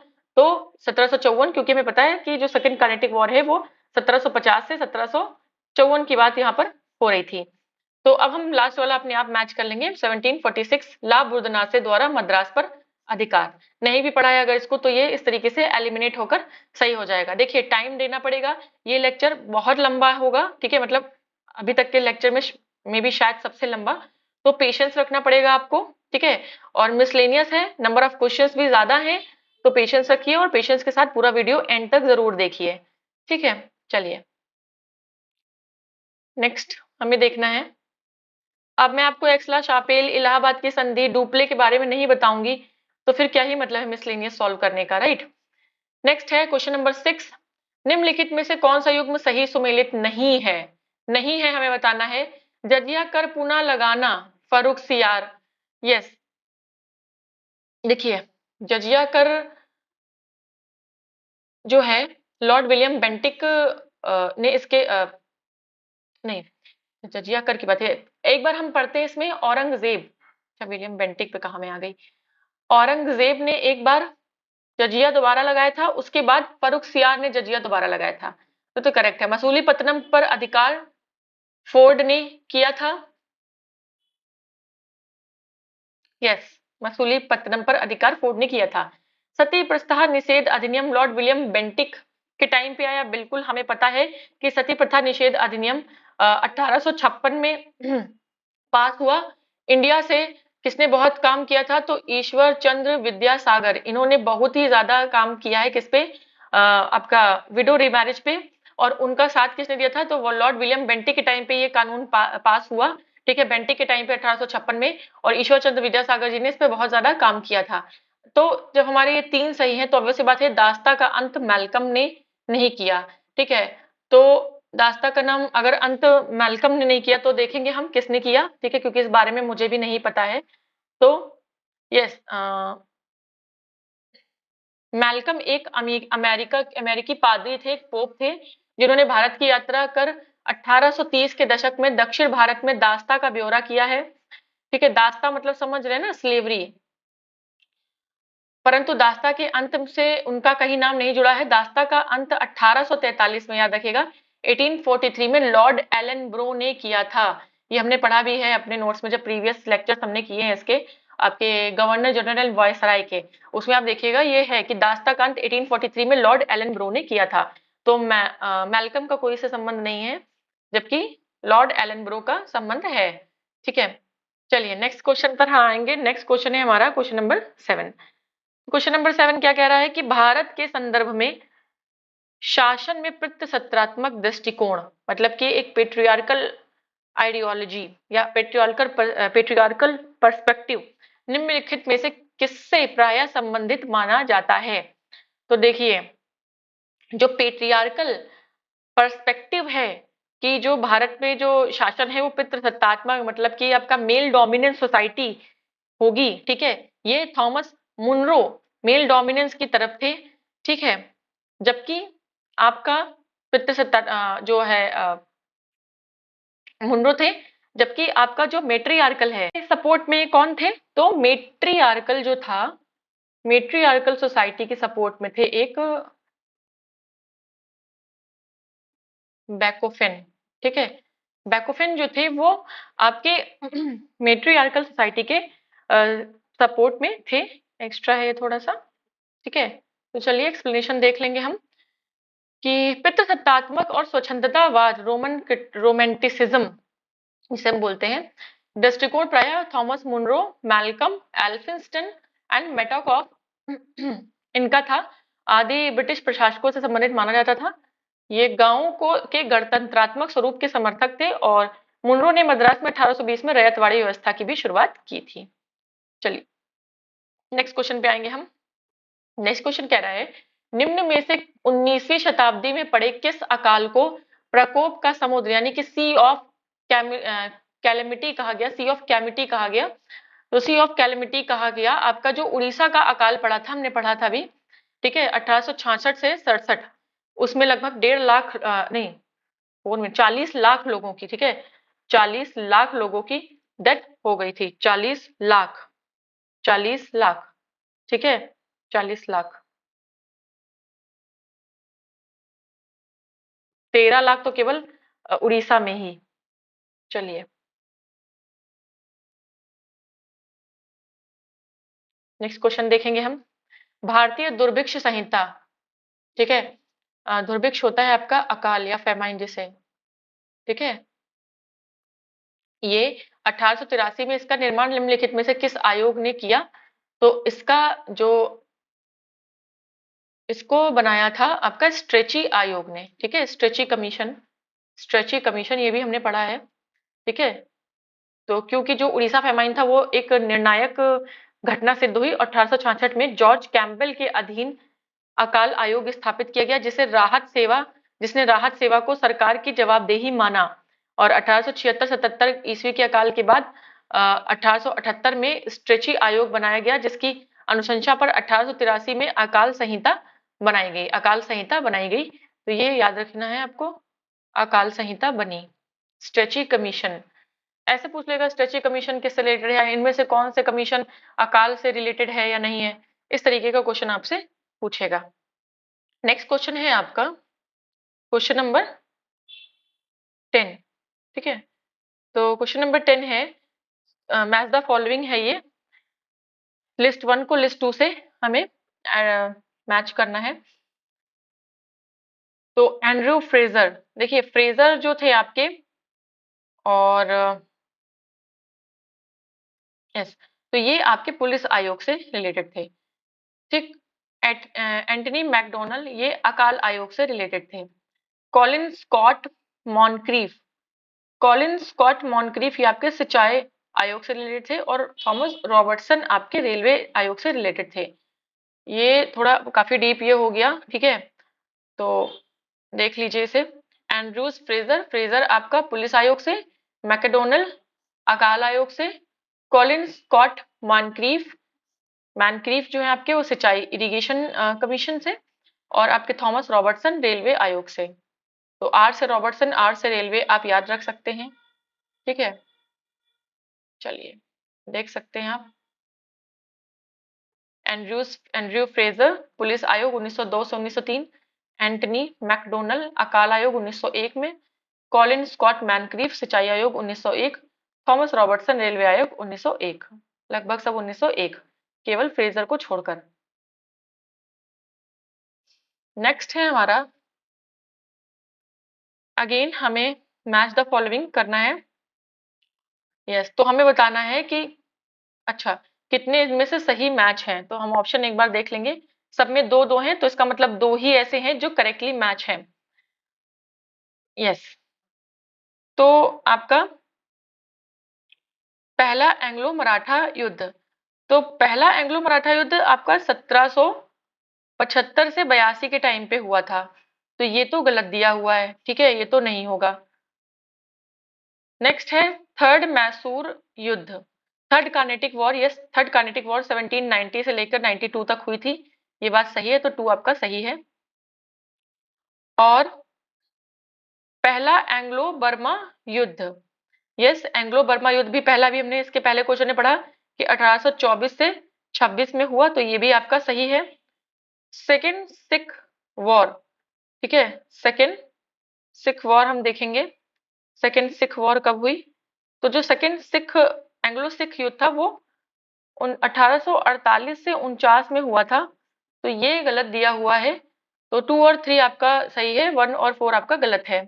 ठीक है, 1 और 4 आपका गलत है, तो इस हिसाब से आपका डी ऑप्शन करेक्ट हो जाएगा। ठीक,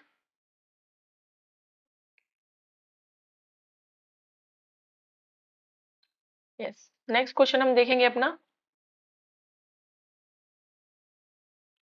चलिए एक्सप्लेनेशन देख लेते हैं। तो पहला एंग्लो मराठा युद्ध 1775 से 82 में हुआ, और आपका पहला एंग्लो मराठा युद्ध का कारण मराठों के आपस में झगड़े और अंग्रेजों की महत्वाकांक्षाएं थी। जिस प्रकार क्लाइव ने बंगाल, बिहार और उड़ीसा में द्वैत शासन प्रणाली स्थापित की थी, उसी प्रकार की द्वैत शासन प्रणाली कंपनी महाराष्ट्र में भी स्थापित करना चाहती थी, इसीलिए एंग्लो मराठा युद्ध हुआ। और 1782 में सालाबाई की संधि हुई, और सालाबाई की संधि किसने किसके बीच में हुई, तो सालाबाई की संधि अंग्रेज और महादजी सिंधिया। ठीक है, देखिए ये जितने भी आपके आप पढ़ते हैं सिंधियास, ठीक है, चाहे होलकर हो, ठीक है, तो ये सब क्या थे, सिंधिया हैं, होलकर हैं, ये सब एक तरीके से मराठास की ही कॉन्फ्लुएंसीज थी।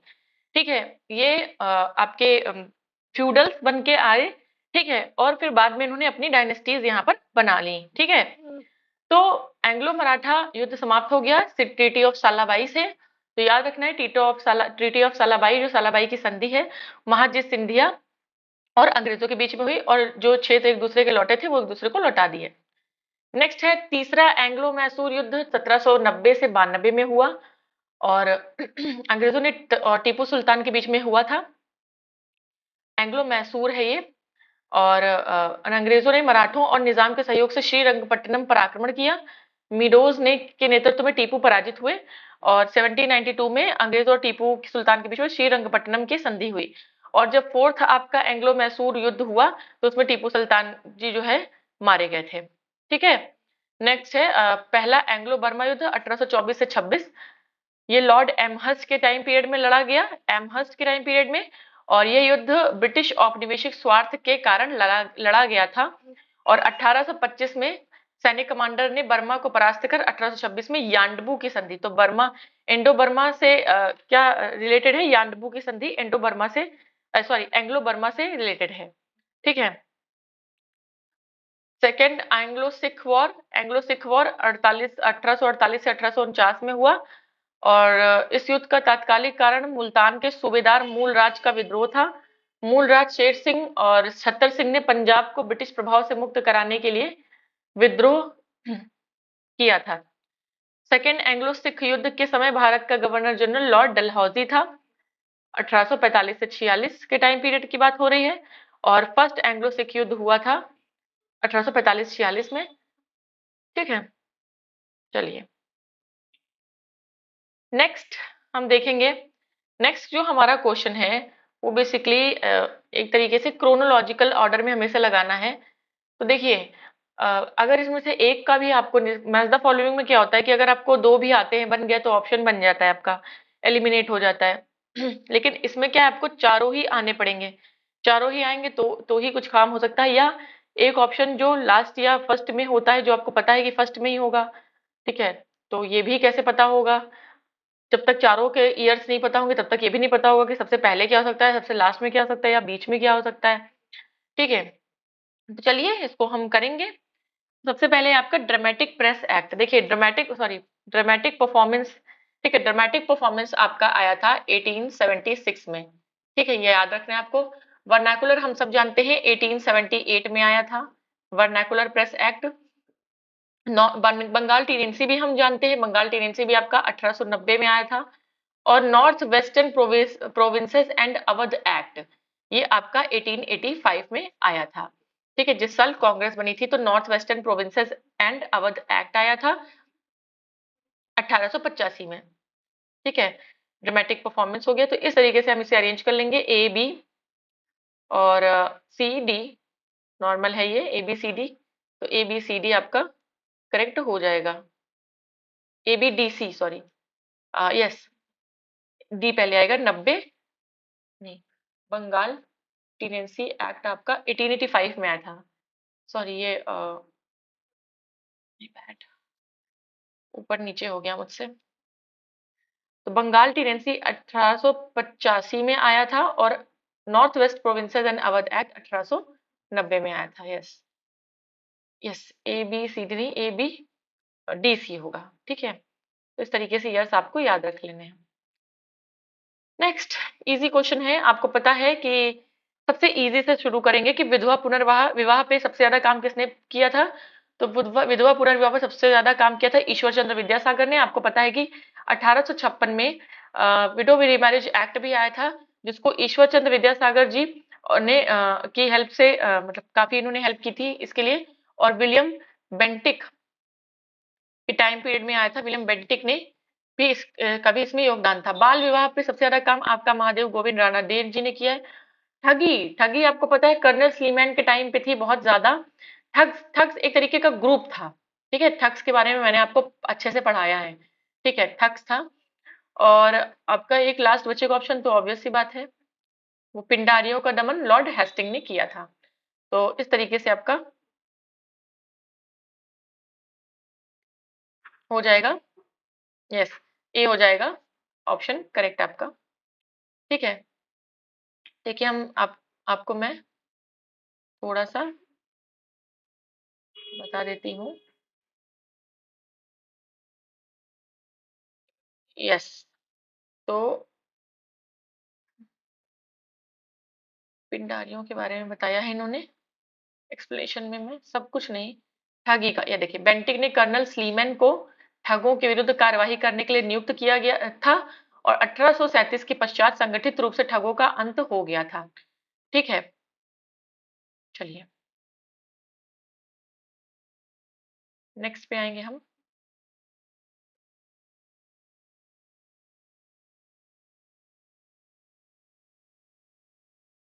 नेक्स्ट क्वेश्चन है हमारा।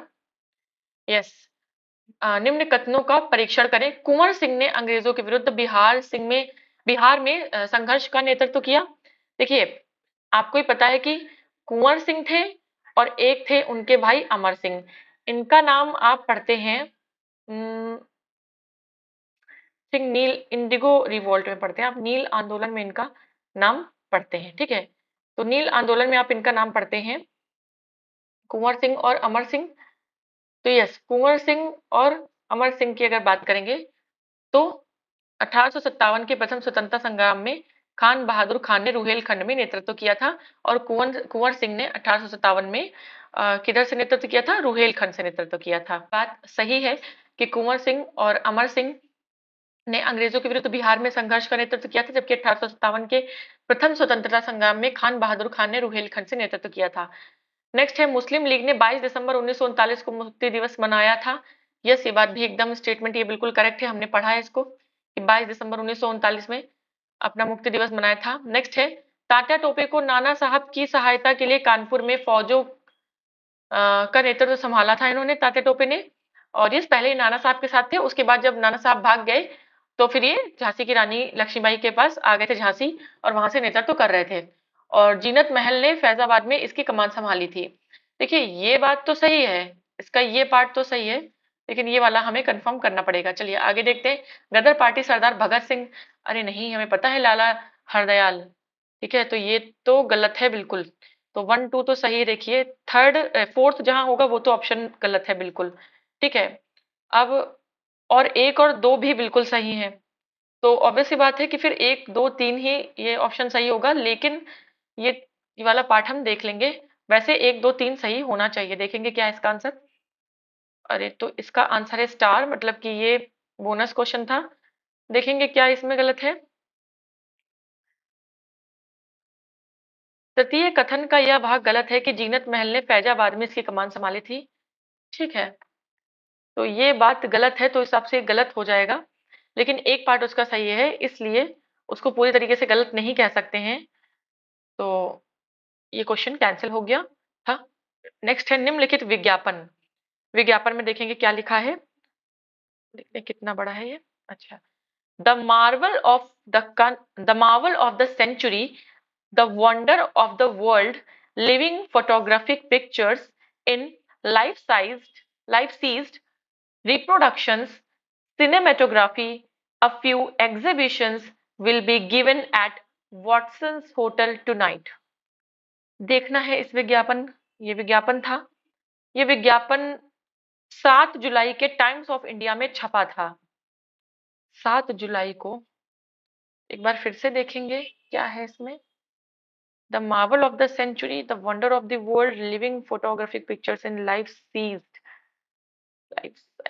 life-sized reproductions, life-sized reproductions, cinematography, a few exhibitions will be given at Watson's Hotel. तो Watson's Hotel ही एक हमें की वर्ड मिल रहा है। चलिए देखते हैं, विचित्र टाइप का क्वेश्चन है, आईएएस में पूछा भी गया है। तो 1896 में, भाई 7 जुलाई 1896 में ये टाइम्स ऑफ इंडिया मैगजीन में छपा है, जरूर 1896 में ऐसा कुछ हुआ होगा, ठीक है। चलिए देखते हैं क्या है। तो यह प्रथम भारतीय सिनेमा का विज्ञापन था जो 7 जुलाई 1896 को टाइम्स ऑफ इंडिया बंबई में छपा था। इस दिन बंबई के वॉटसन होटल में the marvel of the century के नाम से लूमरे ब्रदर्स, अच्छा the marvel of the century, yes the marvel of the century, Lumiere brothers थे फ्रांस के, उन्होंने ही पहला सिनेमेटिक शो आयोजित किया था इंडिया में, ठीक है। यस, ये हम लोग कैसे भूल सकते हैं। अच्छा, मार्वल ऑफ द इंडिया से हमें, marvel of the century, marvel of the century से हमें पता लगाना था। तो ये लुमियरे ब्रदर्स का नाम याद रखिएगा, इन्होंने पहला सिनेमेटिक शो किया था इंडिया में, बॉम्बे में, और उस शो का नाम था the marvel of the century, ठीक है।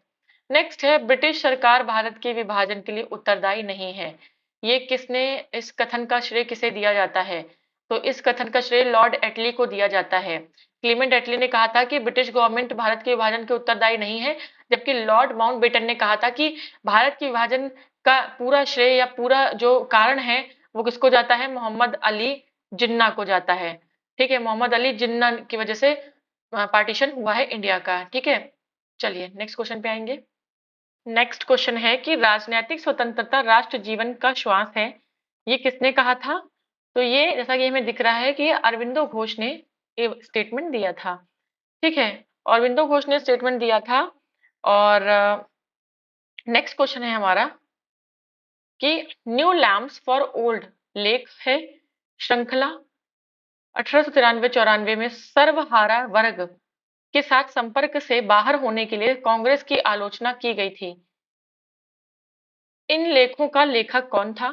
तो ये जो लेख थे ये अरविंदो घोष जी ने लिखे थे। ठीक है, तो ये जो लेख हैं ये अरविंदो घोष जी ने लिखे थे। चलिए नेक्स्ट क्वेश्चन पे आएंगे हम अपने। नेक्स्ट क्वेश्चन देखेंगे। नेक्स्ट क्या है, देखिए थोड़ा एक्सप्लेनेशन देखेंगे कि तत्कालीन भारतीय परिस्थितियों के कारण एवं कांग्रेस की साम्राज्यवादी शक्तियों के समक्ष धूलमुल रवैया अपनाने के कारण अरविंदो घोष ने अपनी लेख श्रृंखला न्यू लैम्प्स फॉर ओल्ड में कांग्रेस की आलोचना की थी। ठीक है, कांग्रेस की आलोचना की थी। नेक्स्ट क्वेश्चन नंबर 19 है कि लाला हरदयाल द्वारा गदर पार्टी की स्थापना। ठीक है, गदर पार्टी की स्थापना हमें पता है कि 1913 में हुई थी। ठीक है, 1913 में servant society of India Gopal Krishna Gokhale ji ने स्थापना की थी। 1905 में हुई थी इसकी स्थापना। ठीक है, बंगाल गजट सबसे पहले 1780 में आया था और विलियम जोन्स द्वारा एशियाटिक सोसाइटी की स्थापना हम सभी को पता है, नहीं पता है तो वही पढ़िए, 1784 में की गई थी। तो इस तरीके से हम लगा लेंगे इसे 3, 4, 2 एंड 1। ठीक है, 3, 4, 2 एंड 1। तो 3, 4, 2 एंड 1 बी में है, बी ऑप्शन आपका करेक्ट है। देखिए आरो यारो प्री 2021 का क्वेश्चन है, रिसेंट क्वेश्चन है। तो देखिए आसान चीजें थी। लाला हरदयाल गदर पार्टी याद है, होनी चाहिए 1913। सर्वेंट सोसाइटी ऑफ इंडिया बिल्कुल 1905 में।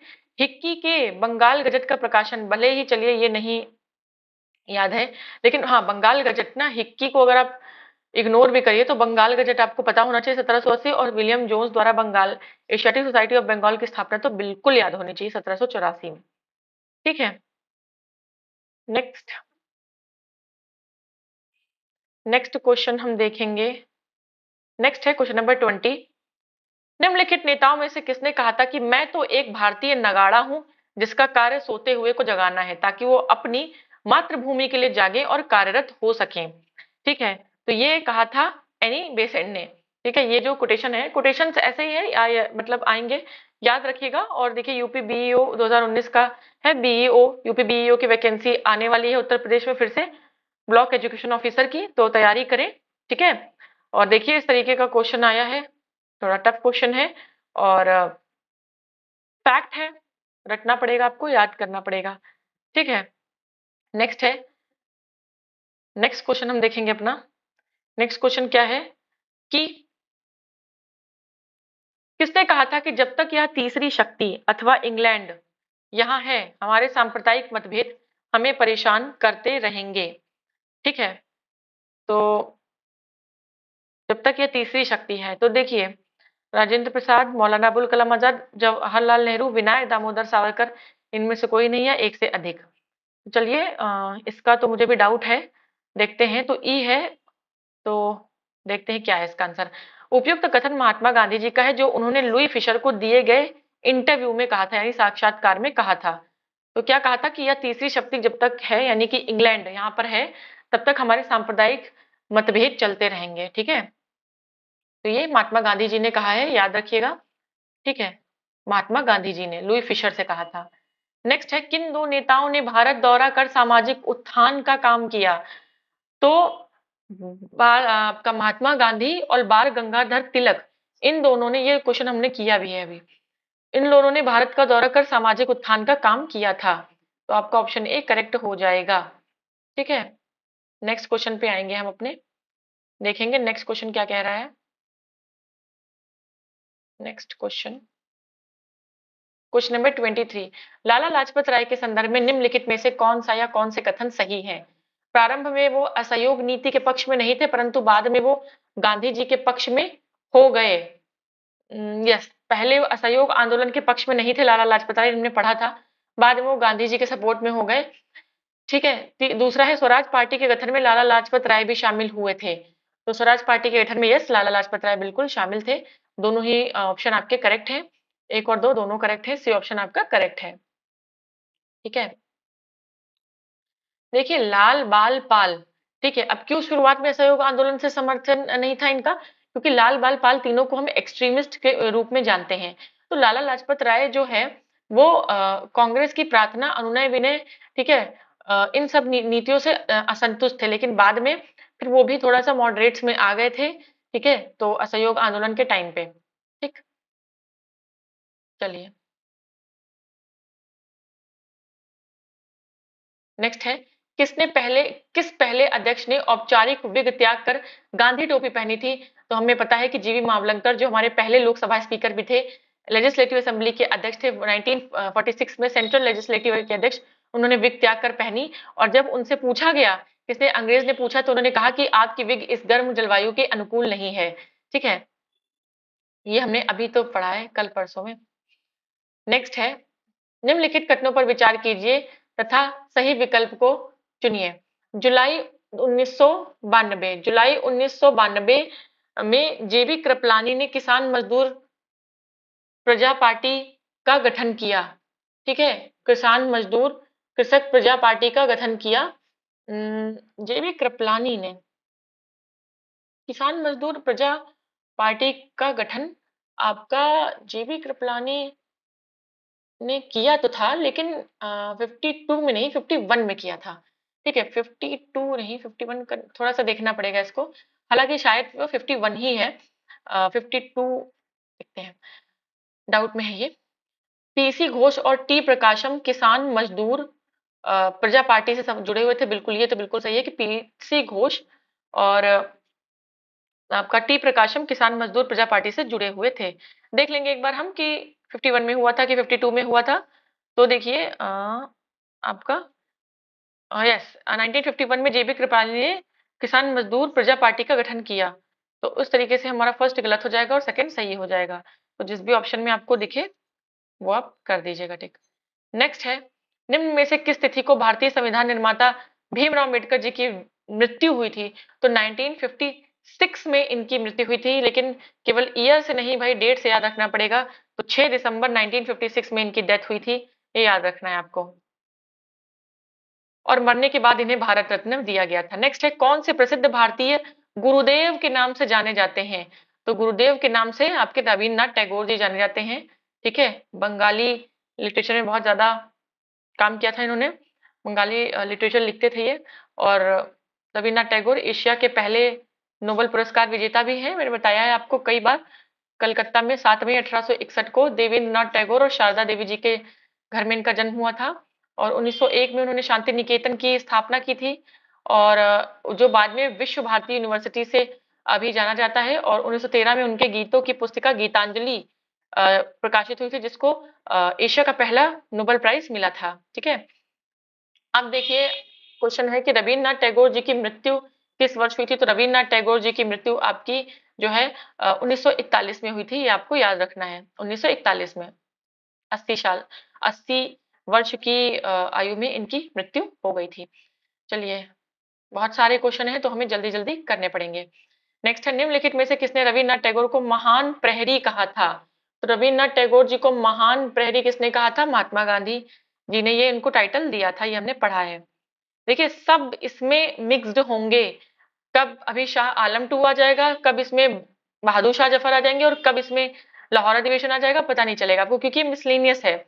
ठीक है, तो द ग्रेट सेंटिनल, अब यहाँ पर इस टॉपिक में आप अपनी जो है मेंटल जो आपकी कैपेबिलिटी है, प्रेजेंस ऑफ माइंड है, उसको चेक कर सकते हैं। ठीक है, उसको चेक कर सकते हैं आप। नेक्स्ट है, रविन्द्रनाथ टैगोर के विषय में निम्नलिखित में से कौन सा एक कथन असत्य है। हमें असत्य वाला छांटना है। ठीक है, उन्होंने प्राचीन भारत और उसकी संस्कृति का गौरव गान किया, बिल्कुल किया, काफी सारे उन्होंने ऐसे नॉवेल्स लिखे हैं। उन्होंने शिवाजी और गुरु गोविंद सिंह को राष्ट्र निर्माता के रूप में देखा, शिवाजी और गुरु गोविंद सिंह को, जी बिल्कुल यही बात सही है। उन्होंने अनेक गीतों में मराठों की बहादुरी का खंडन किया है, बहादुरी का खंडन किया है, ये हमें देखना पड़ेगा। और उन्होंने स्वदेशी आंदोलन के आर्थिक पक्ष का समर्थन किया है, तो ये हमें देखना पड़ेगा। आर्थिक पक्ष का तो समर्थन उन्होंने नहीं किया है, ठीक है, उन्होंने बल्कि स्वदेशी में ये कहा था कि जो है जो भी बर्बादी कर रहे हैं, आप जला रहे हैं कपड़ों को, जो उस चीज का भी बाइकॉट कर रहे हैं, मतलब उसका नुकसान कर रहे हैं, तो इसे बर्बादी बोला था, निष्ठुर बर्बादी बोला था। तो आर्थिक पक्ष का समर्थन, ये आप हम एक बार सी ऑप्शन कंफर्म कर लेंगे। तो डी ऑप्शन है यस, तो इसका मतलब सी करेक्ट होगा। उन्होंने अनेक गीतों में मराठों की बहादुरी का खंडन किया है। तो ये ऑप्शन आपका करेक्ट है कि डी, आर्थिक पक्ष में समर्थन किया है, समर्थन नहीं किया है। ठीक है, उनके उपन्यास घरे बारे, एक उनका नॉवेल था घरे बारे में विदेशी आंदोलन के आर्थिक पक्ष के दुष्परिणामों का एक मुस्लिम व्यापारी की व्यथा के माध्यम से चित्रण किया गया है। तो ये भी क्वेश्चन आ सकता है कि रविन्द्रनाथ टैगोर जी के किस कृति में स्वदेशी आंदोलन के आर्थिक पक्ष के दुष्परिणामों का एक मुस्लिम व्यापारी की व्यथा के माध्यम से चित्रण किया गया है। तो वो नॉवेल का नाम है घरे बारे। ठीक है, देखिए निष्ठुर बर्बादी का पॉइंट भी यहाँ पे है। नेक्स्ट क्वेश्चन हम देखेंगे, यह कथन किस क्रांतिकारी का है कि भारतीय शहीदों के खून का बदला लो, अपनी मातृभूमि को आजाद कराने के लिए अपनी तलवार का इस्तेमाल करो, पूरे भारत में एंग्लो अमेरिकन दुश्मन के खिलाफ उठ खड़े हो। ठीक है, ये किसका है? तो ये जो कोटेशन है ये आपका रास बिहारी बोस का है। ठीक है, रास बिहारी बोस का है, इन्होंने आपका बोस ने बम फेंका था, घोष ने बम फेंका था, बहुत कंफ्यूज होता है बोस और घोष में, बहुत कंफ्यूजन होता है। चलिए, जय जवान जय किसान का नारा आप जानते हैं बहुत अच्छे से कि लाल बहादुर शास्त्री ने दिया था। ठीक है, करो या मरो महात्मा गांधी। चलिए, नेक्स्ट है, किसने कहा था कि आजादी हमारी पहुंच के अंतर्गत है, हमें इसे कस कर पकड़ना चाहिए? तो किसने कोटेशन दिया था? ये कोटेशन आपका फेमस कोटेशन हमने पढ़ा है कि महात्मा गांधी जी ने दिया था। नेक्स्ट क्वेश्चन है हमारा, किसने लिखा था कि भारत की मुक्ति महात्मा गांधी के नेतृत्व में नहीं होगी? ठीक है, किसने कहा था? तो जिसकी उनसे भाई नहीं बनी, तो इनमें से तो ना जिन्ना की बनती थी, ना चर्चिल की बनती थी, ना इटली की बनती थी। खैर, इनमें से ये तीनों नहीं है, सुभाष चंद्र बोस जी ने कहा था। थोड़ा त्रिपुरी से आप रिलेट कर लीजिए। ठीक है, तो ये कोटेशंस देखिए इसमें ज्यादा है, तो सारे कोटेशंस आपके रिवाइज हो जाएंगे, और अगर रिपीट होंगे तो आपका कोई क्वेश्चन बन जाएगा। तो ये सुभाष चंद्र बोस जी का स्टेटमेंट है। ठीक है, और उन्होंने अपनी बुक, ये याद रख लीजिएगा, the Indian struggle, Subhash Chandra Bose ji ने अपनी बुक इंडियन स्ट्रगल में कहा था कि महात्मा गांधी के ने अपने देश को सेवा प्रदान की है तथा वो आगे भी ऐसी असाधारण सेवाएं प्रदान करते रहेंगे, परंतु भारत की मुक्ति महात्मा गांधी के नेतृत्व में नहीं हो पाएगी या नहीं होगी। ठीक है, नेक्स्ट है, प्रत्येक वस्तु प्रतीक्षा कर सकती है परंतु कृषि नहीं, ये किसका स्टेटमेंट था? हमने भी पढ़ा है कुछ दिन पहले कि जवाहरलाल नेहरू जी ने कहा था। ठीक है, जवाहरलाल नेहरू जी थोड़ा सा वेस्टर्न इन पे इफेक्ट था। ठीक है, वेस्टर्न इफेक्ट था, और पंचवर्षीय योजना भी ये लेकर आए थे। नेक्स्ट है, किस वर्ष बंबई में पहली भारतीय कपड़ा मिल की स्थापना हुई? बॉम्बे में पहली कपड़ा मिल की स्थापना कब हुई? तो पहली कपड़ा मिल की स्थापना हुई 1854 में, 1854 में, 1854 में। ठीक है, देखिए सूती वस्त्र की पहली मिल 1818 में कहा? कलकत्ता में समीप फोर्ट ग्लास्टर में की गई थी, किंतु यह असफल थी। सबसे पहला सफल आधुनिक कारखाना 1854 में मुंबई में कावसाजी डाबर, डाबर कंपनी आप जानते हैं, कावसाजी डाबर ने खोला था। इसका नाम spinning and weaving company Bombay रखा गया। तो ये याद रखिएगा, ये बहुत इंपॉर्टेंट है, ये क्वेश्चन बहुत ज्यादा इंपॉर्टेंट है। ठीक है, चलिए नेक्स्ट क्वेश्चन पे आएंगे हम अपने, नेक्स्ट क्वेश्चन पे। क्वेश्चन नंबर है हमारा 37। क्वेश्चन नंबर 37 कह रहा है, राजा जनता के लिए बने हैं, जनता राजा के लिए नहीं बनी है, राष्ट्रीय आंदोलन के दौरान निम्नलिखित कथन किसने कहा था? तो ये दादा भाई नौरोजी जी, बहुत अच्छे इंसान। ठीक है, ड्रेन ऑफ वेल्थ का concept, poverty and un British rule in India book इन्होंने लिखी है, इसमें इन्होंने ड्रेन ऑफ वेल्थ का कॉन्सेप्ट दिया है। चलिए, भारतीय राजनीति के पितामह भी इन्हें कहते हैं, और ये राजनेता, उद्योगपति, शिक्षाविद और विचारक थे। नेक्स्ट है, भारत में बॉय स्काउट यानी बालचर और सिविल गाइड आंदोलन का जन्मदाता कौन था? तो ये Baden Powell, Baden and Powell, याद रखिएगा, बेडन एंड पॉवेल के बारे में याद रखिएगा थोड़ा सा आपका ये। नेक्स्ट है, थोड़ा सा पढ़ लेंगे इसे हम। बॉय स्काउट यानी बालचर और सिविल गाइड आंदोलन का प्रारंभ यूनाइटेड किंगडम में उस समय हुआ था जब लॉर्ड बेडन पॉवेल ने 1907 में ब्राउन सी द्वीप, ब्राउन सी आइलैंड में एक स्काउट कैंप स्थापित किया। 1908 में उन्हें स्काउटिंग फॉर बॉयज प्रकाशित किया उन्होंने, उसके बाद ये आंदोलन यूनाइटेड किंगडम के साथ साथ पूरे विश्व में फैल गया। तो इस तरीके से भारत में बॉय स्काउट और सिविल गाइड दोनों को जन्मदाता कौन है, इंडिया में भी और वर्ल्ड में भी, बेडन एंड पॉवेल है। और भारत में स्काउटिंग 1909 में और गाइडिंग 1911 में शुरू हुई। 1909 और 1911 ये आपको थोड़ा सा याद रखना है, ठीक है। नेक्स्ट क्वेश्चन पे आएंगे। नेक्स्ट क्वेश्चन क्या है हमारा, नेक्स्ट क्वेश्चन है हमारा, भारतीय इतिहास के संदर्भ में 1884 का रखमाबाई मुकदमा किस पर केंद्रित था। रखमाबाई मुकदमा, देखिए रखमाबाई मुकदमा महिलाओं की शिक्षा पाने का अधिकार। देखिए उस समय यहाँ पर एजुकेशन की बात इतनी नहीं हो रही थी, तो सहमति की आयु, दाम्पत्य अधिकारों का प्रत्यास्थापन, ठीक है, दाम्पत्य मतलब पति पत्नी, ठीक है। तो सहमति की आयु, एज ऑफ कंसेंट की बात हो रही है यहाँ पे, और दाम्पत्य अधिकारों का प्रत्यास्थापन, इससे रिलेटेड था ये, ना कि महिलाओं की शिक्षा। ये बिल्कुल डिफरेंट हो जाएगा, ठीक है। तो 2 और 3 आपका सही है, जबकि शिक्षा से इसका कोई लेना देना नहीं है। तो ये याद रखिएगा 1884 का रखमाबाई मुकदमा, रखमाबाई, ठीक है। देखिए क्या हुआ कि 1884 में भीखाजी बनाम रखमाबाई बॉम्बे राज्य का मुकदमा सहमति आयु तथा दाम्पत्य अधिकारों का प्रत्यास्थापन पर केंद्रित था। इसकी सुनवाई जे पिन्हे ने की थी बॉम्बे हाई कोर्ट में। और रखमाबाई ने इस केस में भारत में एज ऑफ कंसेंट एक्ट, तो याद रखिएगा कि रखमाबाई के इस केस से एज ऑफ कंसेंट एक्ट 1891 आया था, ठीक है। और कानून के तहत 12 वर्ष से कम आयु की कन्याओं के विवाह पर प्रतिबंध लगाया गया था। तो ये रखमाबाई का याद रखिएगा योगदान। नेक्स्ट क्वेश्चन पे हम आएंगे। क्वेश्चन नंबर 40 कह रहा है, भारत के स्वतंत्रता से संबंधित निम्न कथनों में कौन सा एक सही नहीं है। तो रॉलेट एक्ट से सार्वजनिक रोष की एक लहर उमड़ी जिसके फलस्वरूप जलियांवाला बाग हुआ। बिल्कुल, ये बात बिल्कुल सही है कि रॉलेट एक्ट की वजह से ही जलियांवाला बाग हत्याकांड हुआ। नेक्स्ट है, सुभाष चंद्र बोस ने फॉरवर्ड ब्लॉक गठित किया। बिल्कुल, जब सुभाष चंद्र बोस 1939 में जब त्रिपुरी क्राइसिस हुआ, उसके बाद इन्होंने कांग्रेस छोड़कर 1939 में क्या किया, फॉरवर्ड ब्लॉक की स्थापना की। Bhagat Singh Hindustan republic socialist HSRA, Hindustan socialist republic association के संस्थापकों में से एक थे। तो यस, यस। तो 1931 में कराची के कांग्रेस अधिवेशन में गांधी इरविन समझौते का विरोध हुआ था। गांधी इरविन समझौते 5 मार्च 1901, नहीं नहीं, ये आपका गलत है, तो इसमें सही नहीं है बताना है, तो डी ऑप्शन ही आपका करेक्ट होगा। गांधी इरविन पैक्ट का विरोध नहीं हुआ था, ठीक है। चलिए,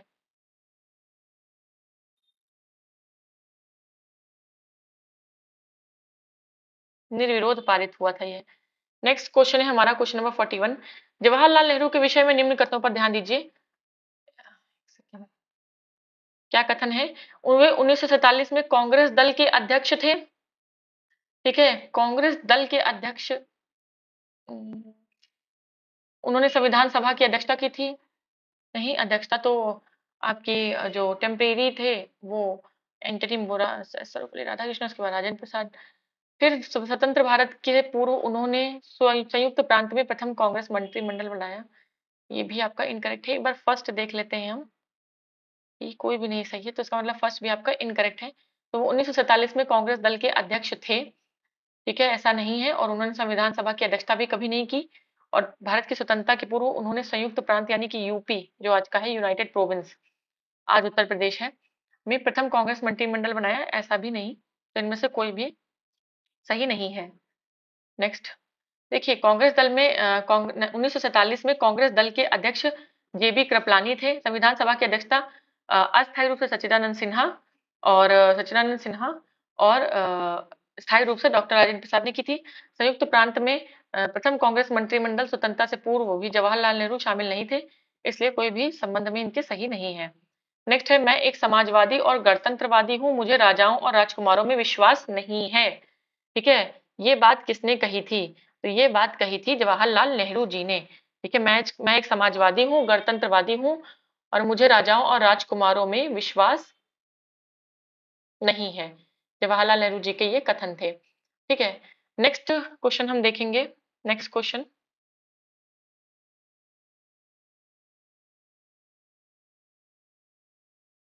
निम्नलिखित में से किसे भारत में साम्यवाद का उच्चतम पुजारी कहा गया है? तो साम्यवाद का उच्चतम पुजारी जवाहरलाल नेहरू जी को कहा गया है। कम्युनिज्म जिसे बोलते हैं, कम्युनिज्म, कम्युनलिज्म नहीं है, कम्युनिज्म है, ठीक है। देखिए नेहरू के विचारों में मार्क्सवादी समाज की मार्क्सिस्ट सोसाइटी का हमें एक इमेज इमेज मिलती है। और मार्क्स जो है वो communism, communistic likes and dislikes के नाम से एक पर्चा इन्होंने छपवाया था। नेहरू ने के समाजवादी रुझान के विषय में जनता को दिग्भ्रमित करने के लिए तत्कालीन यूनाइटेड प्रोविंसेस, वर्तमान में उत्तर प्रदेश के प्रचार विभाग द्वारा कम्युनिस्ट लाइक्स एंड डिसलाइक्स के नाम से पर्चा छपवाया गया, जिसमें नेहरू को साम्यवाद का उच्चतम पुजारी यानी कि हाई प्रीस्ट ऑफ कम्युनिज्म के रूप में वर्णित किया गया। ठीक है, नेक्स्ट है हमारा समाजवाद का समर्थक कौन था, यानी सोशलिज्म का। 1933 में ब्रिटिश शासन देशी राज्यों, जमींदारवाद और पूंजीवाद को उखाड़ फेंकना चाहता था। तो कौन था ये इंसान? ये था जवाहरलाल नेहरू, मतलब ये थे जवाहरलाल नेहरू, सोशलिज्म के समर्थक थे। नेक्स्ट है निम्नलिखित में से कौन एक जवाहरलाल नेहरू के जीवनीकार हैं? तो इनके हैं जीवनीकार फ्रैंक मोरेस, और फ्रैंक मोरेस इनके जीवनीकार हैं किसके? जवाहरलाल नेहरू के, ठीक है, फ्रैंक मोरेस। नेक्स्ट है साराबंदी आंदोलन 1922 किसके नेतृत्व में प्रारंभ हुआ? देखिए साराबंदी जो आंदोलन था वो आपका सरदार वल्लभ भाई पटेल जी के नेतृत्व में शुरू हुआ था। और चलिए इसका थोड़ा सा एक्सप्लेनेशन भी हम देख लेंगे।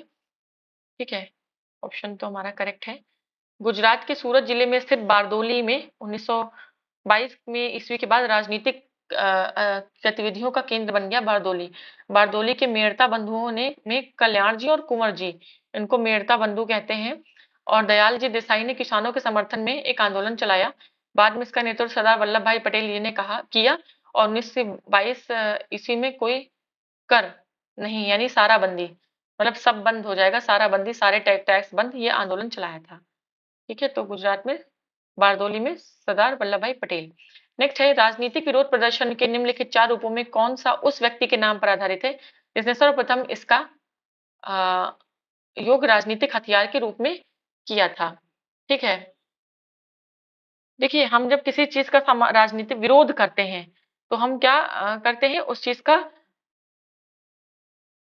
जो है त्याग कर देते हैं। ठीक है, त्याग कर देते हैं तो इसका मतलब हम उसे बायकॉट करते हैं। तो ये बायकॉट नाम था। ठीक है, बायकॉट आपका जो है एक इंसान के भी नाम था। देखिए इसमें पूछ रहा है विरोध प्रदर्शन के 4 रूपों में से कौन सा उस व्यक्ति के नाम पर आधारित है जिसने सर्वप्रथम इसका उपयोग राजनीतिक हथियार के रूप में किया था?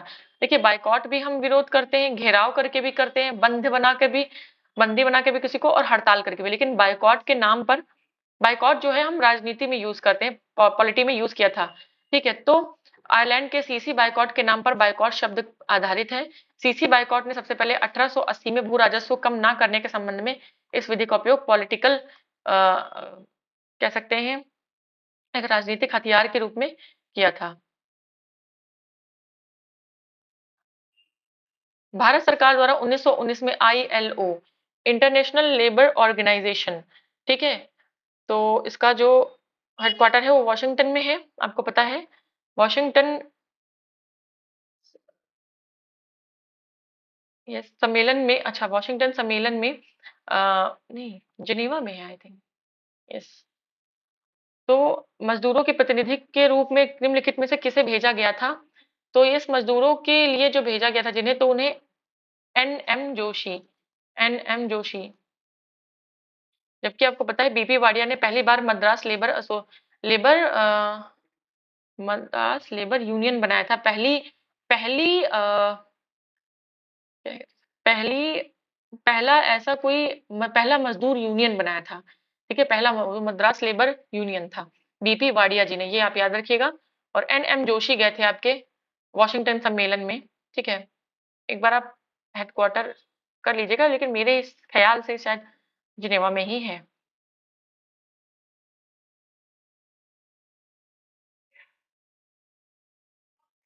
निम्नलिखित कथनों पर विचार कीजिए। आर्य समाज की स्थापना 1875 में हुई थी।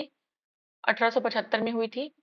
और यस 1875 में हुई थी। आर्य समाज की स्थापना अल हिलाल को मौलाना अबुल कलाम आजाद प्रकाशित किया था, बिल्कुल।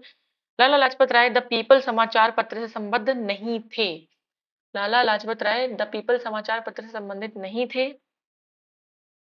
द पीपल, क्या हमें बताना है? सही बताना है कि गलत बताना है? सही ही बताना होगा। और कलकत्ता के प्रसिद्ध प्रेसिडेंसी कॉलेज पूर्व हिंदू कॉलेज की स्थापना राजा राम मोहन राय ने की थी, ये बात बिल्कुल सही है। लाला लाजपत राय आपके द पीपल से संबंधित नहीं थे, ये बात सच है। ठीक है, तो 1 2 4 आपका करेक्ट होगा। द पीपल से उनका कोई संबंध नहीं था।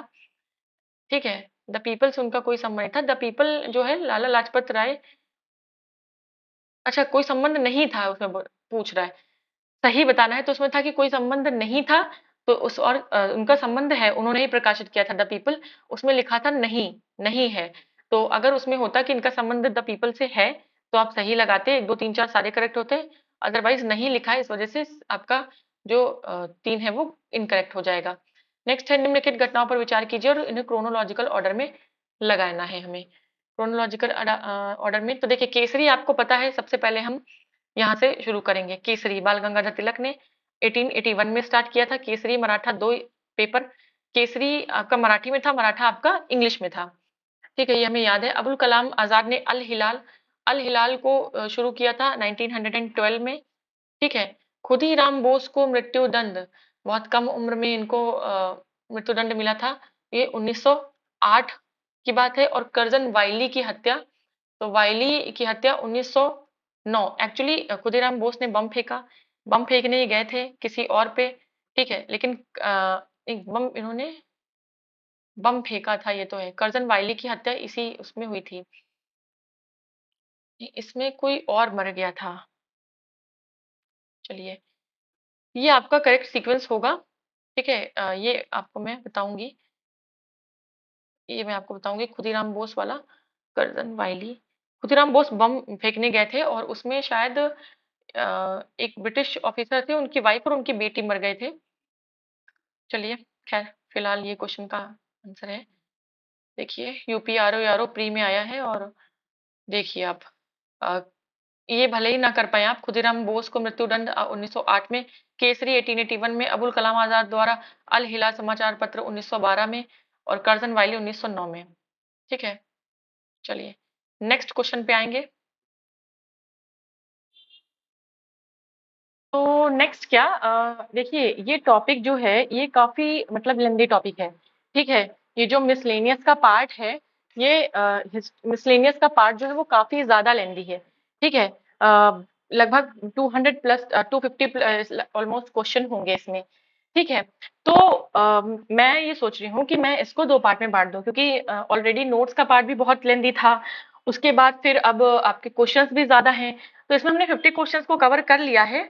अब जो वाला हमारा बचे हुए क्वेश्चंस है, जो हमारे ऑलमोस्ट 200 क्वेश्चंस हैं, वो हम नेक्स्ट पार्ट में करेंगे। या तो एक पार्ट में करेंगे या तो हम 100 क्वेश्चंस के 2 पार्ट बना लेंगे।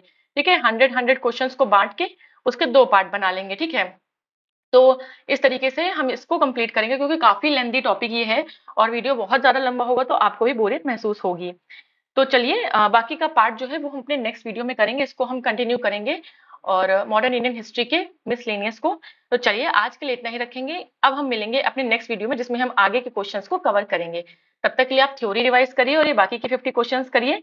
उसके बाद हम आगे 100 क्वेश्चंस लेके आएंगे, फिर नेक्स्ट वीडियो में हम 100 क्वेश्चंस लेके आएंगे। तो 3 पार्ट्स हो जाएंगे इस टॉपिक के, जो कि है मॉडर्न इंडियन हिस्ट्री का मिसलेनियस। ठीक है, तो चलिए आज के लिए इतना ही। अब हम मिलेंगे अपने नेक्स्ट सेशन में, तब तक के लिए जय हिंद।